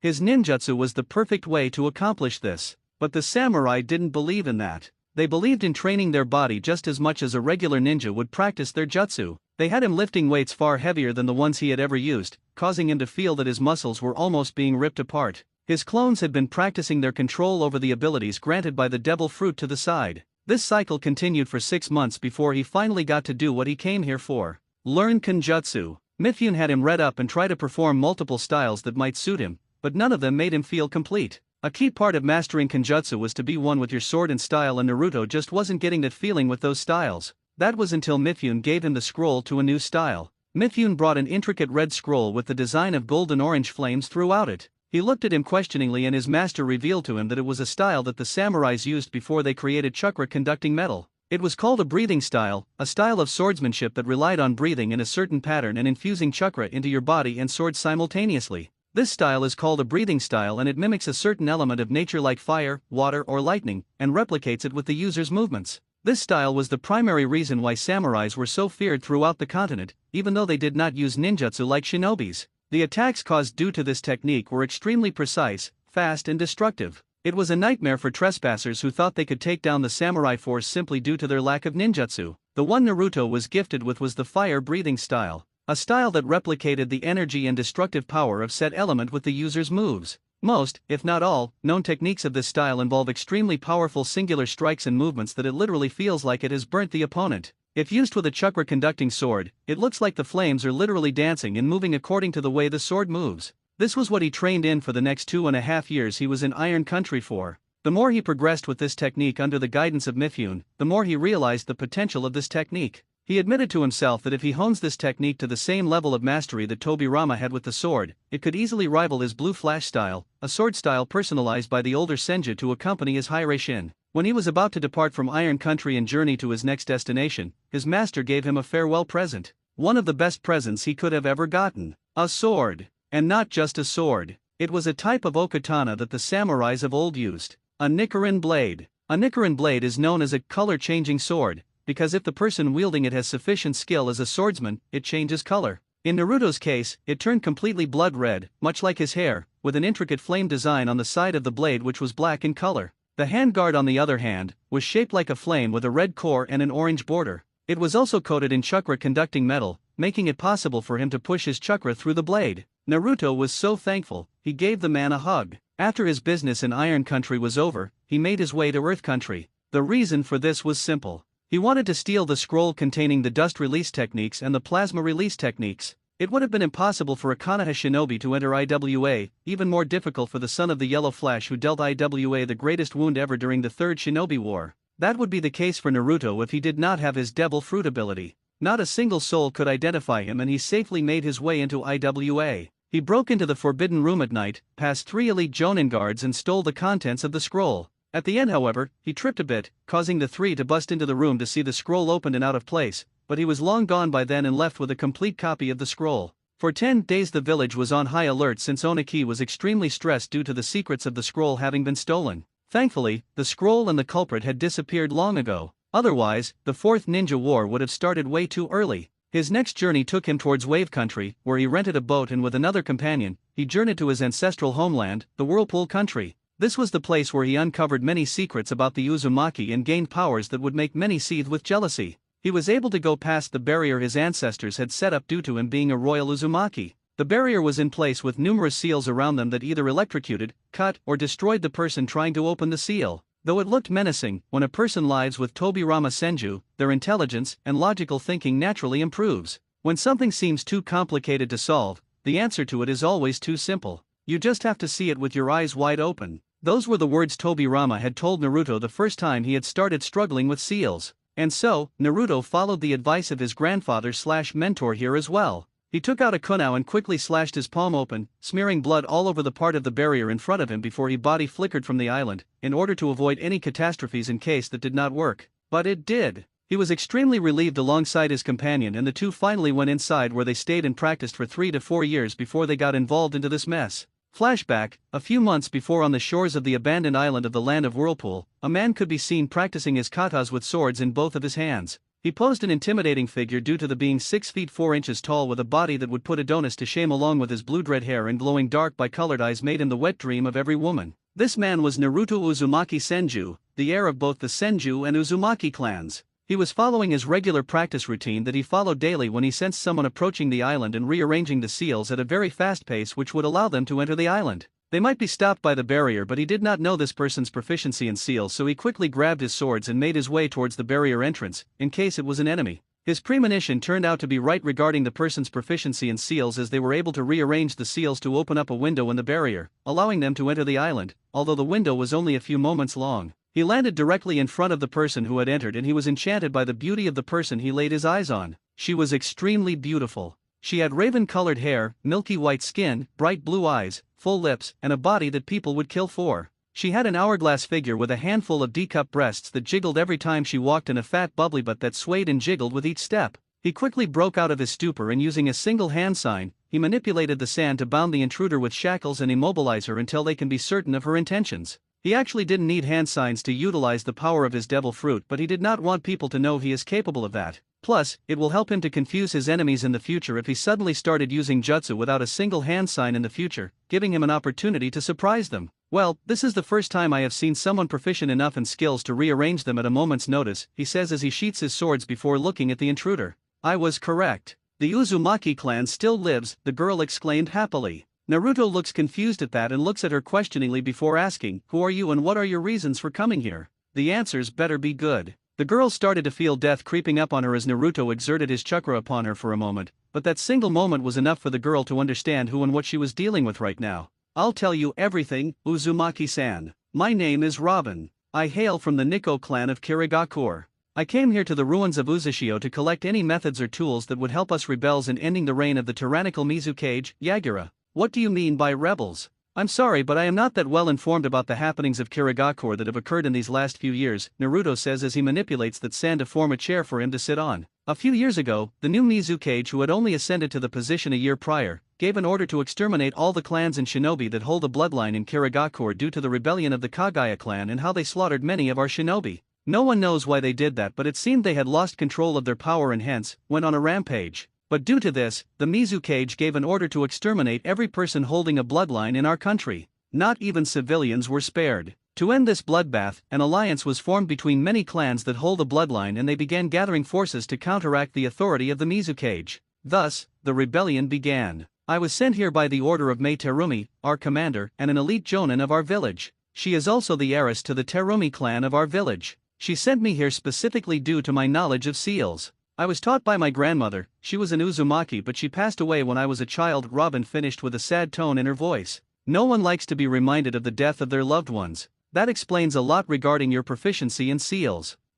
Why didn't your daimyo take action towards Yagura? Naruto questioned. That coward only cares about himself. He doesn't even care about his people, she spat out, anger evident in her voice. I see. Look, as an Uzumaki, I can't allow you to take any of our artifacts or secrets from here, Naruto started. The hope in Robin's eyes was fading away. She knew she couldn't do anything about the situation as this guy was way stronger than her. But I have been cooped up here for too long and I need to stretch my muscles a bit. I do not like tyrants who harm innocents, and so the least I could do is lend a hand to you in ending one. So, Robin-san, when do we leave? Naruto finished as he stood up and freed Robin from her shackles. Robin was ecstatic right now. She had felt how powerful this guy was, and with him on their side, the balance tipped greatly to their side. After a few last-minute proceedings, they finally left towards the land of water, hoping to free the land of their tyrant and restore peace to the country. Flashback: and Naruto stood outside the camp, looking at the battlefield in front of him as he stood tall on the cliffs that separated the rebel camp from the battlefield. This was the place where they would finally clash with Yagura's forces and decide the fate of the country once and for all. The place where they would mark their last stand. Naruto just hoped everything would be alright at the end of the day. Meanwhile in Konoha, as the rebels prepared for their last stand against Yagura's forces in Kirigakure, the atmosphere was much more peaceful and pleasant in Konoha. In the office of the Hokage, Minato Namikaze, the man hailed as the Yellow Flash and the current strongest Kage in all of Elemental Nations at the moment, was going through his regular batch of paperwork, just like every other day. Much like his speed in battle, he was done with paperwork pretty quickly too. As soon as he was done, he looked at a photo frame by the side of his table, a picture that showed his family. While for most people a family photo was something that brought them great joy, for Minato the particular photo reminded him of his failure as a father and ignited deep feelings of regret and self-loathing within him. It was a picture that showed both him and his wife, Kushina, together with all their children. All 4 of their children. Even the child they had forgotten after his 4th birthday. Their second son, Naruto Uzumaki Namikaze. It all came crashing down for the family 6 months after their children's birthday. Flashback at the Namikaze Uzumaki household, quite a group of people had gathered. Even a single person from the number of famous and powerful shinobi sitting in that particular room alone could destroy the morale of battalions of enemy shinobi, if they ever showed their face on the battlefield. The people gathered there were Minato Namikaze, Kushina Uzumaki, Tsunade Senju, Jiraiya the Toad Sage and Hiruzen Sarutobi, someone who was attending a party for the first time in 9 years. Sarutobi had been extremely busy managing his clan, as well as taking care of his wife who had been left disabled in the Kyuubi attack 9 years ago, along with his 5-year-old grandson who had enlisted both of his parents on a mission a couple of years ago. His son Asuma had finally come home after serving as the guard of the daimyo for a few years, hence some responsibility was off his shoulders for the time being. Due to him being free, Jiraiya had organized a party with only a few people who were close to him having been invited. Everyone was drinking and having fun. The Namikaze children were all out with their friends, so the adults had the house to themselves and were having a great time together. Soon, the doorbell rang, and when Tsunade opened the door, she was surprised to see her granduncle and her old teammate, Orikimura, there. She invited them in thinking that they would have been invited to the party, and they were. They greeted everyone there and sat down, only speaking when necessary, unlike Jiraiya who had to open his mouth at everything. The topic soon changed to the progress of the Uzumaki Namikaze children and how their ninja training was going. Jiraiya was boasting of the progress of his students, Menma and Natsumi, who had already started controlling the first tail of the Kyuubi's chakra and had an affinity towards earth and water, respectively. They had already used it once to summon Gamabunta, the boss summon of the Toad clan. Even Tsunade praised her student Mito, who had great chakra control and was extremely talented in medical arts. She was also progressing well with her control of the Kyuubi's chakra and had an affinity towards water, much like her sister, but had a secondary affinity towards wind as well, but it wasn't that strong. Even Minato and Kushina praised their children and how all of them were going to be extremely powerful shinobi in the future. They thought this was the end of the conversation and soon moved on to other topics. But then Hiruzen asked a question that caused silence to envelop the room. And how is Naruto-kun progressing with his training? It was so quiet that even the breathing of the Umbu stationed outside the house of their Hokage could be heard. Hiruzen was confused seeing the uncomfortable silence and the blank look on everyone's faces, while Tobirama and Orikimura just sat quietly with their eyes closed. He was unsure of what was happening until Jiraiya asked, "Who?" That one word was enough for Hiruzen to understand the situation that had been created in his absence. He quickly rounded off towards Minato and Kushina and asked, "Where is Naruto-kun?" "Kushina, Minato. You remember Naruto Uzumaki Namikaze? Your second son, the eldest of the triplets? The one who was always hanging off Kushina's shoulders." It was then something inside Kushina's mind snapped. Memories of a cute child with ice blue eyes and red that resembled blood and a true smile on his face bombarded her mind. Memories of a child who had been attacked moments after his birth. Memories of a child whose first words had been Kaa-chan. She couldn't handle it anymore and tears started flowing from her eyes as her eyes widened and she kept staring at the floor. Minato quickly stood up and ran up the stairs of their house, trying to remember where the room of his missing son was. He searched the entire floor and finally came at an old worn-out door that looked as if it had not been dusted in ages. He opened it and the scene he was greeted to made him cry. The room was bare, only a small bed fit for a child that had layers of dirt and dust covering it along with an empty bookshelf and cupboard. There was nothing there that showed that a child lived there and it just added to the rising panic in his heart. He ran down and was just about to call the Umbu to search for his son when something Orikimura said shocked the entire room. "You were correct as always, Tobirama-sama. Looks like Sensei did remember him after all." "What do you mean, Orikimura? Where is my son?" Kushina shouted as Tsunade held onto her and Jiraiya just sat there in shock. He did not see this coming. No one did. Even Hiruzen was surprised by his student's actions. "I don't believe you have the right to call him your son, Kushina. After all, you did not remember his existence ever since the day the Toad pervert brought news of the prophecy to you and your husband. Tell me, do you remember anything about him from that day forth?" Tobirama said as he finally opened his eyes, and although he was as calm as always, anyone could see the fury beyond those eyes. Both parents flinched and looked down at the floor, not daring to look the man in the eyes. They knew they fucked up, but they did not know the extent of their neglect and how that made their son feel. What do you mean, sensei? Do you know where Naruto-kun is? Hiruzen asked of his old teacher, since he and Orochimaru were the only ones who were calm throughout the event. Yes, Saru, I know where Naruto is, Tobirama spoke as he sighed before he started explaining how he stumbled upon Naruto near the clan districts and how he was impressed by the child, so he took him on as a student. After the debacle regarding airships on his 8th birthday, using a secret jutsu of the Senju clan, he blood-adopted Naruto into the Senju family and made him his heir. He also spoke about his abilities, his first kill, his friendship with the Hyuga and Uchiha girl, and lastly, how he was currently traveling halfway across the continent with nothing more than his skills and a few basic camping supplies and weaponry to aid him. By the end of the explanation, Kushina was openly sobbing, Minato looked like he was close to a heart attack, Tsunade had her head down as she comforted Kushina, and Jiraiya looked like he wanted to dig a hole and die in it due to stares full of disgust being showered at him, courtesy of his old teacher and male teammate. I send one of my summons every 2 months to keep a tab on his whereabouts, and if the recent letter I got from him is accurate, then that means he is currently training in Iron Country with Mifune personally overlooking his training. He is also the one who has been exterminating those bandit camps, Orochimaru said, shocking everyone once again, except Tobirama.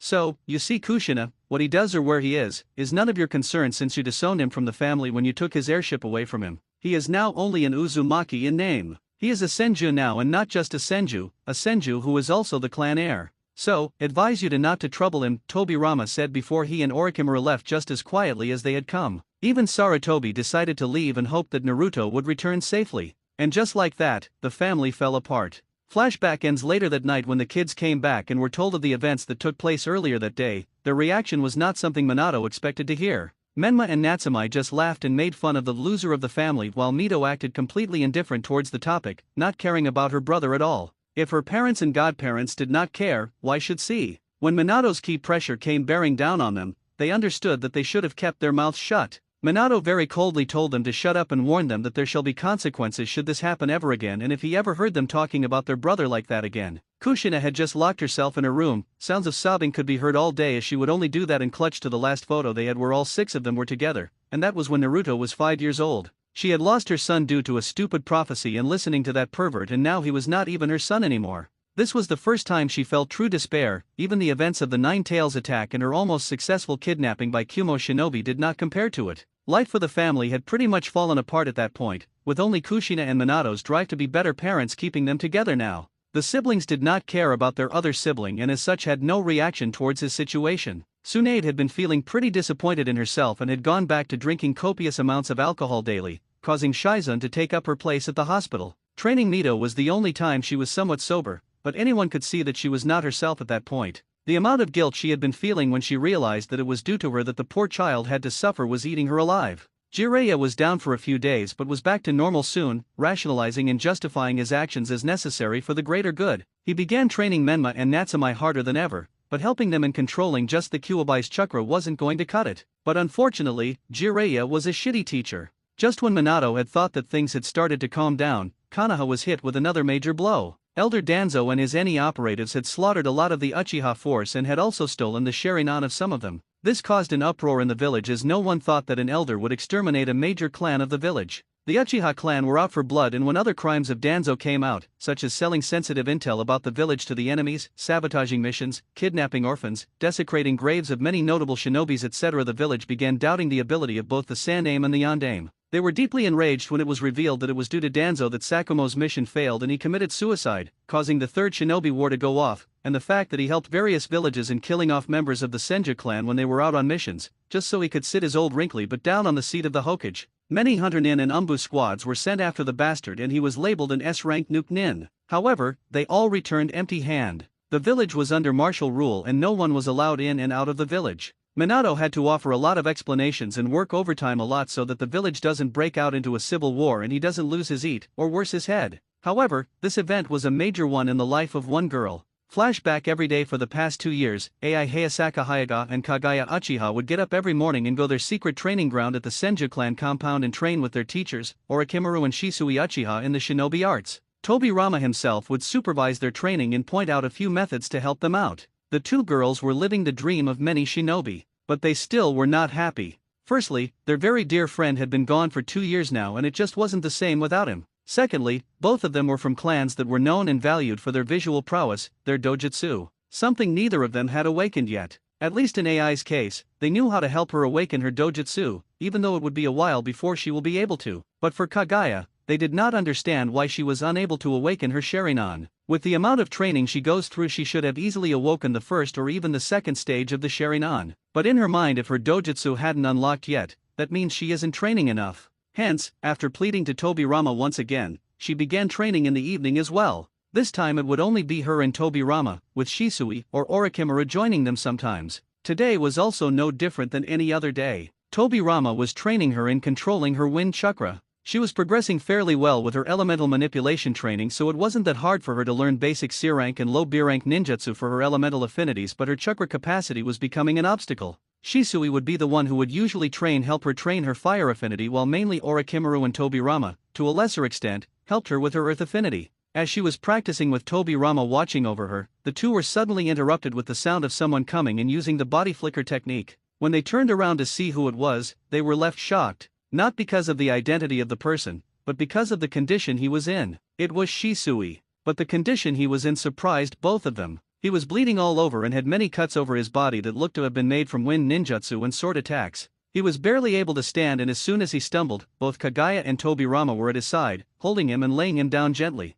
Shisui, are you all right? Talk to me, Kagaya cried as she quickly made a clone and told it to go and bring Orochimaru there so that they could help heal him. Shisui just smiled weakly and spoke in a hoarse voice, I apologize Kagaya-chan, but I don't think I will be able to see you mature into a strong kunoichi, or teach you more of my ninjutsu, like I promised. No, don't worry. Orochimaru-sama will fix you up and you will be fine, she said as tears mercilessly fell down her cheeks as she continued to hold her cousin and teacher's hand, hoping for some kind of miracle to take place. It is useless, please Kagaya-chan, listen to what I am saying now, please. A couple of months ago, the Hokage got suspicious about Danzo, the Elder's movements. He told me to infiltrate his organization, a secret organization that he ran called Root or NE, a part of Umbu that was disbanded after the Third War, but Hokage-sama recently found he didn't disband the organization like he was ordered to. I was successful in infiltrating and got to know that he is planning something big to take the position of Hokage for himself. I was going to inform Minato-sama today, but I did not realize my cover had been blown and I was attacked by Danzo and his forces. I was able to injure him and kill his men, but I suffered too many injuries.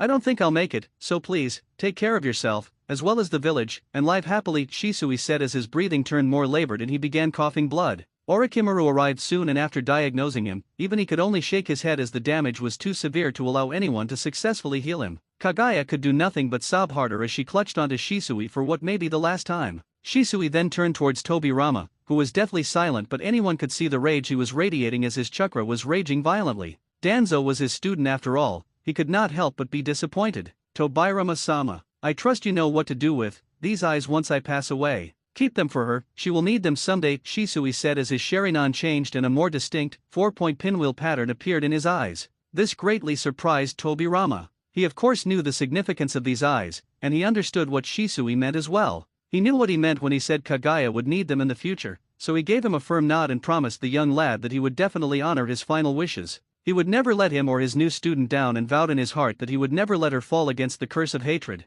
Kagaya-chan, I had prepared a gift for you, but I don't think I will be able to give it to you now. So, go to my house, under the bed, there is something special for you. Think of it as a goodbye present. His body could hold on no longer and his breathing started to slow down as he slowly began succumbing to his injuries. But just before he closed his eyes and breathed his last, he smiled and said, Don't cry. Death is a natural part of life. Remember Kagaya-chan, I am, always, proud of you. With that, Uchiha Shisui died peacefully with a smile on his face. Suddenly, there was a violent outburst of chakra from Kagaya, who was still hugging her dead brother's corpse and sobbing her heart out, but if one who was a sensor as good as Tobirama, they could sense that something had been unsealed within the girl. Kagaya, Tobirama slowly called out as to not startle the young girl. He knew how traumatic losing someone close to you at such a young age can be like, so he approached her with caution. But the moment the young lady turned around and looked at him with tear-filled eyes, Tobirama was left shell-shocked. Because in place of the warm and gentle red eyes that she had, her eyes were now filled with tears, and the irises of her eyes now had a black ring in the middle with 3 tomos furiously spinning, as she continued to pour her heart out.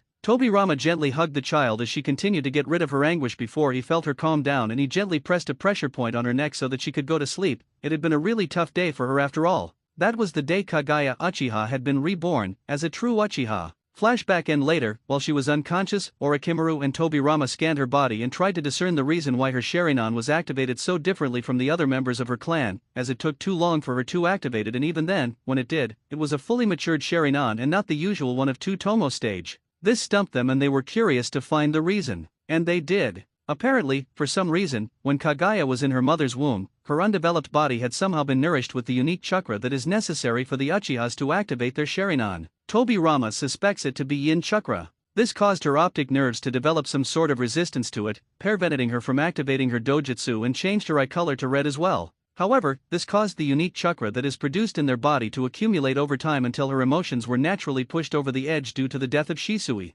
Naruto was still outside, overlooking the battlefield. As a pretty good sensor, he could feel the chakra of the shinobi living in Kiri, and he could feel them gathering their forces together for the final battle. He was anticipating the battle that was about to occur, and he was not looking forward to it as he knew many would perish in this battle. This was primarily the reason he was even helping a country that helped destroy his clan. While he was no stranger to killing and saw it as a necessity to kill a few so that many could live, he did not like innocents dying, which is why he had baited the Mizukage into meeting them in an open field to decide the winner once and for all. The life of a shinobi mainly revolves around stealth and assassination, but when it came to situations like this and the great ninja wars, every shinobi and kunoichi took everything they had in their arsenal to the battlefield and tried to prove their worth. This was one of those situations. Naruto could have simply attacked the village by using his powers and destroy the walls of the village and have the army of the rebel leaders go through it. This would have been simply ineffective, but the Mizukage still had civilians locked up in there and Naruto would not sacrifice them just to kill the Mizukage. But it wasn't his job to worry about them anyway. The only reason Mei and the rest of the rebels allowed him to lead this attack was because he was their best chance at survival and containing losses, and ability-wise he was the only one who could even match the Mizukage when it came to battle. Mei and the rest of the leaders would have trouble handling him even with their combined strength. This is why he was leading this battle. His strategies were also the only thing that allowed the rebels to deal such damage to the Mizukage's forces in such a short time. Seeing his capabilities, he was now the leader of the forces that would finally end the rule of this tyrant. He was broken out of his thoughts as someone gently placed a hand on his shoulder, and he wasn't startled in the slightest as he could feel the familiar chakra that resonated with his. It was his adopted sister after all, Karen Uzumaki. She was a year younger than him and her life had been one of complete tragedy and heartache. She and her mother, who had been living at the edge of the fire country, were forced to flee away from their village when she was 8 years old. They thought they were fortunate when some jonin of the village hidden in the grass, Kyuzaigakure, had found them and helped them. They were brought to their village and treated well. But they soon discovered their true motive. They were after the special ability her mother possessed. Anyone who bit into her skin and ingested some of her DNA or chakra into them would be able to recover from their injuries, depending on the magnitude of the injuries and how much chakra they were supplied with. She helped them since they allowed her and her daughter refuge in their village, but soon came to regret it. Karen's mother, Kuina, was used as a blood factory to treat anyone who even had the slightest of injuries, and everyone would always brutally hurt her while doing so, since they discovered she could heal herself. Kuina was helpless as Karen was their hostage and she could not let her daughter be killed by them. This went for over 3 years, until one day, Karen finally showed signs of possessing the same ability. Kuina was scared for her daughter's fate as she understood the true price behind that power. She knew they were constantly being monitored, so she utilized her best skill as an Uzumaki for the first time in a while, the chakra chains. She could only manifest 3 of them and used them to escape the village with her daughter in her arms, using it as a rope to fling the 2 across trees and landscape. Though it helped her go on for a while, ninja from Kusa eventually caught up to them and stabbed her. This caused her to lose focus and she fell down along with Karen, who injured herself as well, but healed her wound instantly. This caused the jonin in front of them to grin cruelly, as this meant they could now use Karen as well, and he thought of disposing the older woman as he knew that she would always try and escape with her daughter, and they did not want a chance her being discovered by Kana, as it could lead to war due to agreement between them to locate Uzumaki clan members and return them to Konoha. So, he decided to get rid of the problem and used a tanto to stab the woman multiple times in the stomach and brutally laughed while doing so. The very next moment his arm was cut off and blood gushed out of it like a fountain. He was shocked and pain filled his entire body. His forces behind him were shocked as well and became more alert. Soon they met the reason for the missing hand of their boss. A boy not older than 12 or 13 was coming towards them with cold eyes and an okatana that glowed red as if it was being heated in a furnace. The jonin commanded them to attack him and then a massacre began. The boy killed all of them, quite brutally. They fell one by one like flies, and the last thing they saw before their death was a boy, no a demon, wielding a sword and cold heterochromatic eyes, sending their souls to the Shinigami with a slash of his sword. That boy was Naruto Uzumaki Senju, who was passing by when he sensed familiar chakra that resonated with his and arrived at the scene. He quickly tried to treat the lady, but she refused, saying that she had already used up all her life force in these 3 years. That was the price of that ability. A person could use their chakra to heal people, but for a person like her, who was born with low chakra reserves, for an Uzumaki, it was too much for her and she perished. Her last request was that he take care of her daughter, something Naruto vowed to do till the end of his days. He consoled Karen after the poor child watched her mother's life drain out of her eyes at such a young age. No child should suffer from this, but unfortunately circumstances did not favor them. Naruto then proceeded to ask her what she wanted to do after this, and Karen's answer surprised him. She wanted to follow him to become stronger so something like this never happens, but she wanted to avenge her mother first. Naruto understood where she was coming from, and he explained to her that dedicating herself to avenge her mother's death would not bring out her true potential. Karen was sad about this, as that meant she would not be allowed to get revenge for her mother's abuse, but Naruto surprised her once again. He told her something she would always live by. Never let the people who hurt your family get away. Hurt them, but do not lose yourself while doing so,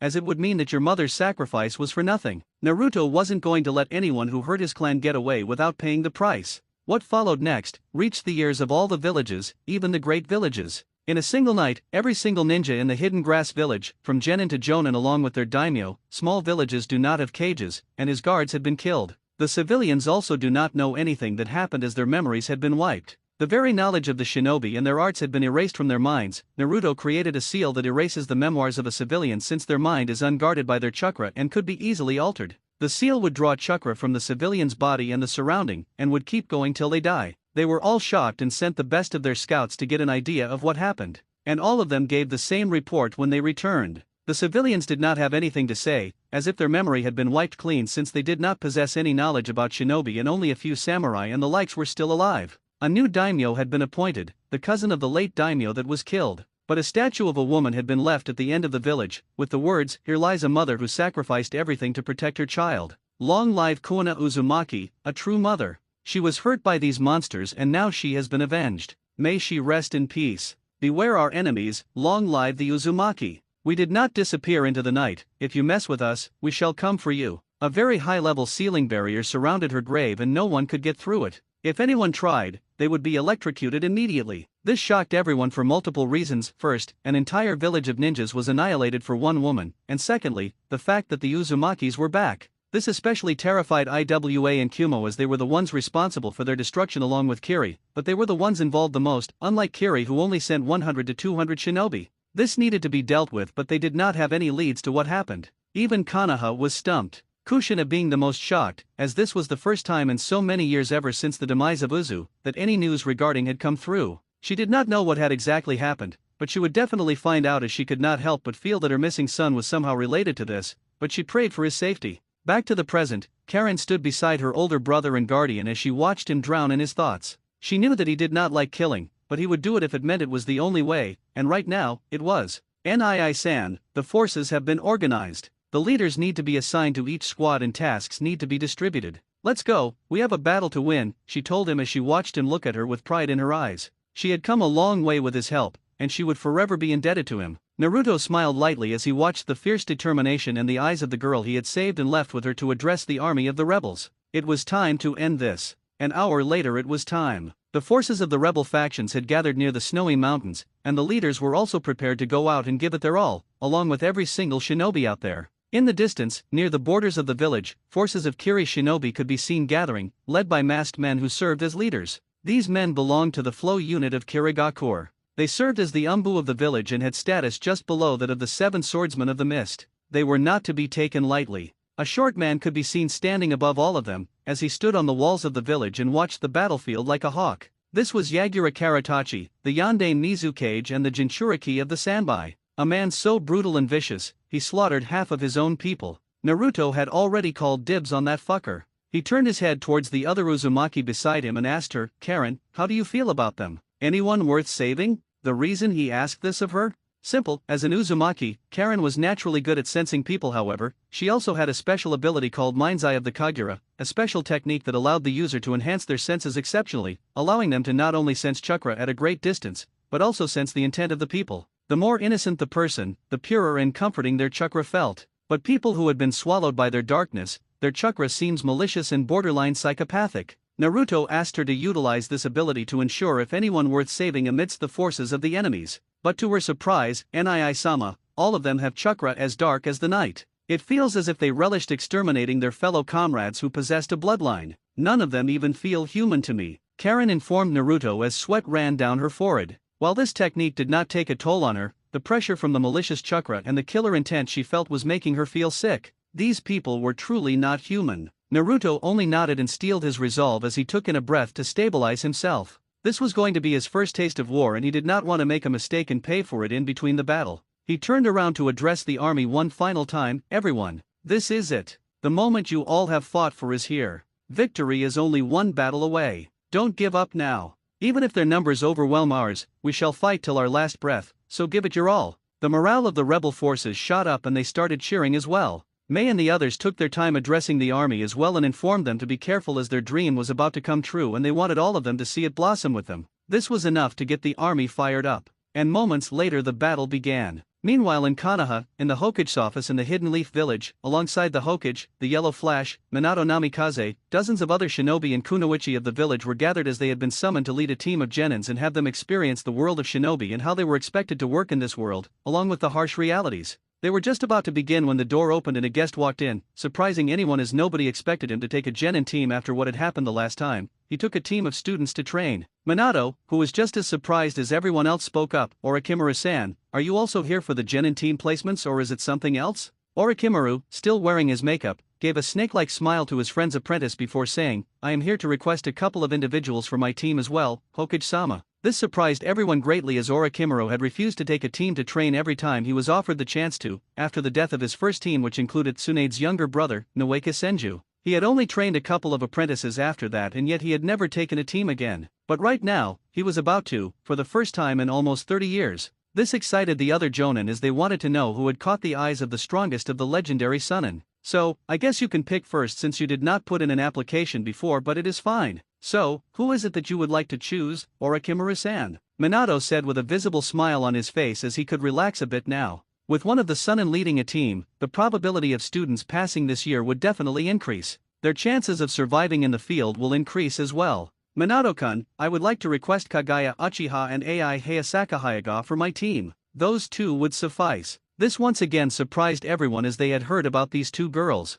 Both were rumored to be extremely beautiful, but whenever someone tried to approach them, they would stare at him like that person was a dung beetle or something worse. The two were also extremely powerful and were known to have great potential as they had achieved near perfect score in practical exams and were known to be able to perform several C and B rank ninjutsu quite easily. Orochimaru-san, you are aware that you would be required to take one more student, right, since our teams perform in a four-man cell? Minato questioned along with several jonin nodding alongside him. Do not worry Hokage-sama, I have seen these two young women grow up and become the kunoichi they are today, and have even had a hand in training these two. These two would be enough and any other person would just be a liability to our team. Minato felt helpless in this situation and could not help but agree with Orochimaru's demands, as if he decided to add another person to the cell, it could affect the functionality of the team and he could not risk that, so he agreed. Next, he turned to another jonin and said, Kakashi, please select your students and give me information on the type of team you envision them to be. Kakashi Hatake, the only survivor of Minato's genin team and his beloved student, put down his signature Orange Ikeika tactics book and said, Hokage-sama, I want Suzuki Uchiha, Sakura Harano, and Sai on my team.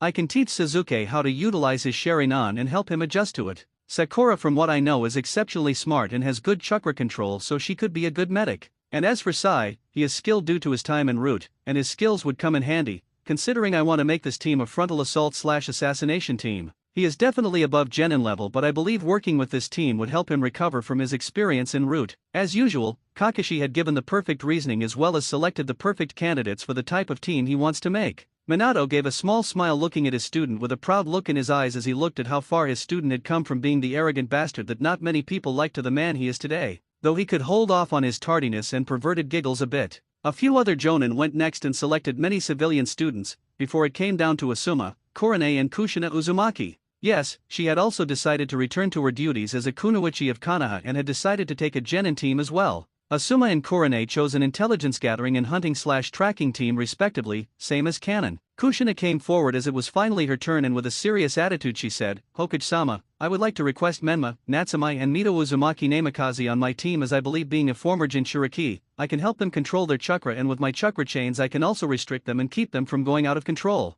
This team would be a heavy-hitting team with Menma and Natsumai as the main mid to long-range fighters and Mito as a combat medic. Minato was satisfied with her explanation and also smiled slightly, thinking that about his children finally becoming ninja of Konoha village. However, at the same time, his eyes dimmed and he felt extreme sadness and regret wash over him as he realized not all of his children were passing today. Kushina noticed this and had trouble keeping her emotions at bay as well. Ever since she had lost her son, she hadn't been the same, and many people noticed this, but nobody asked her why. Only Mikado Uchiha knew the reason, and they hadn't spoken in years, ever since the 8th birthday of their kids. Kushina had finally figured out why they weren't speaking anymore and had tried to reconnect a few years back, when she found out that Naruto was friends with Mikado's daughter. They had talked for a few moments when Kagaya had walked in, and Kushina had to admit, the girl was truly beautiful. But the disgust with which the child had looked at her had made her realize just how much she had fucked up. If Naruto's friend had looked at her with such an expression, how would her son look at her if she ever met him again? Only time would tell, and Kushina did not know whether she wanted to find out the answer to that question.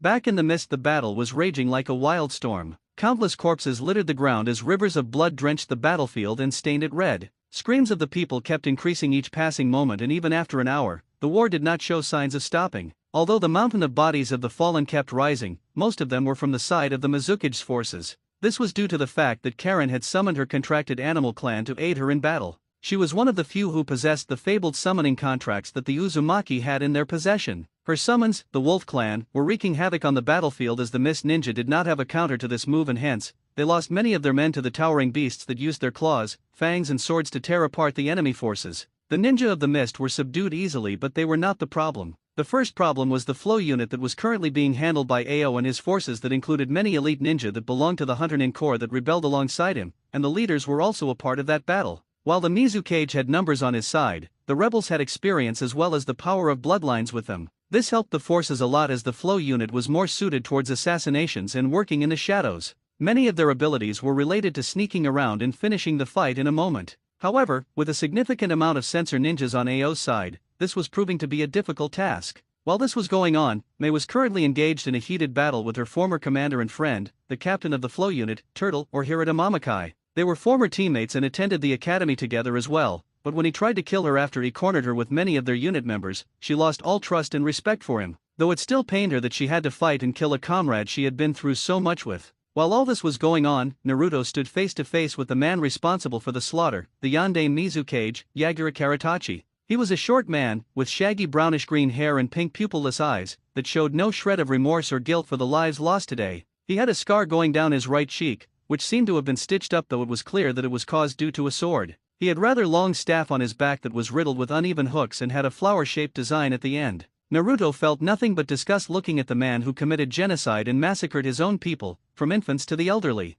Was this what you envisioned your reign to be like, Yagura Karatachi? Was it worth it? Look around you. These are your people that are losing their lives over your grudge. Was all of this worth spilling their blood? Naruto spoke with a raised voice as he noticed that the battle was nearly finished. The ninja that had surrendered were being rounded off, while Karen and a few other made their way close to them. In the distance, Ao and his team could also be seen making their way towards him, while Mei put the finishing touches on her battle with the commander. Looks like they were having a last conversation before she took his life. There is no point in me answering your question, Naruto Uzumaki. However, I can see now that I have lost this battle. Even though I might lose my life, I am still a Kage. I will be damned if I didn't take you down to hell with me, Yagura spoke up as he slowly drew his staff and assumed a stance that was often observed by people who practiced Bajutsu. Naruto knew that it was pointless to continue talking and decided to make the first move himself. He made two hand signs before he thrust his left hand forward and bolt of black lightning rushed towards his opponent, who was taken by surprise due to the color of the lightning, as it was a technique unique to Kimagakur.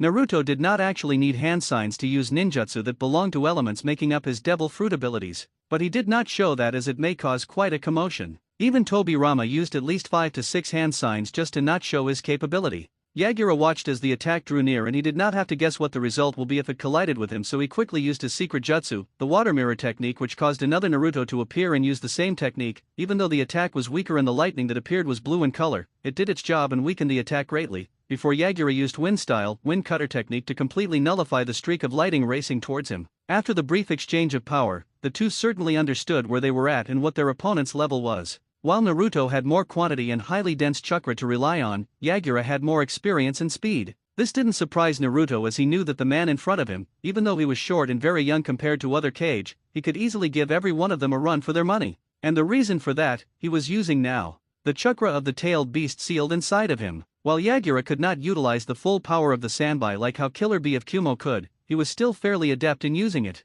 And this was definitely the moment Naruto was waiting for. He fumbled through his pouch that hung limp on his hip, and pulled out a sealing tag and began making some last-minute changes to the kanji inscribed on it. His concentration was shattered by a ferocious roar as he jumped away at the last second before a heavy, turtle-shaped creature crashed into the ground he was standing on. Yes, Yagura Karatachi had entered the tailed beast mode, even though it was only version 2. The body of the creature was completely red and two huge tails swayed behind him. It looked at Naruto's direction and an inhumane roar followed as everyone's attention turned towards the fight between their soon-to-be-dead Kage and the man who was leading them to victory. While most people would have experienced nervousness or fear at this moment, Naruto simply grinned. Why? It was simple. In this state, Yagura was more vulnerable to Naruto's attacks than in his normal state. With Naruto's chakra chains and sealing techniques, Yagura had landed himself in a lot of trouble at the moment. What followed suit was probably the most one-sided fight the ninjas present at the battlefield had ever seen, and by the end of it, they were left gaping at the sheer power the young Uzumaki possessed.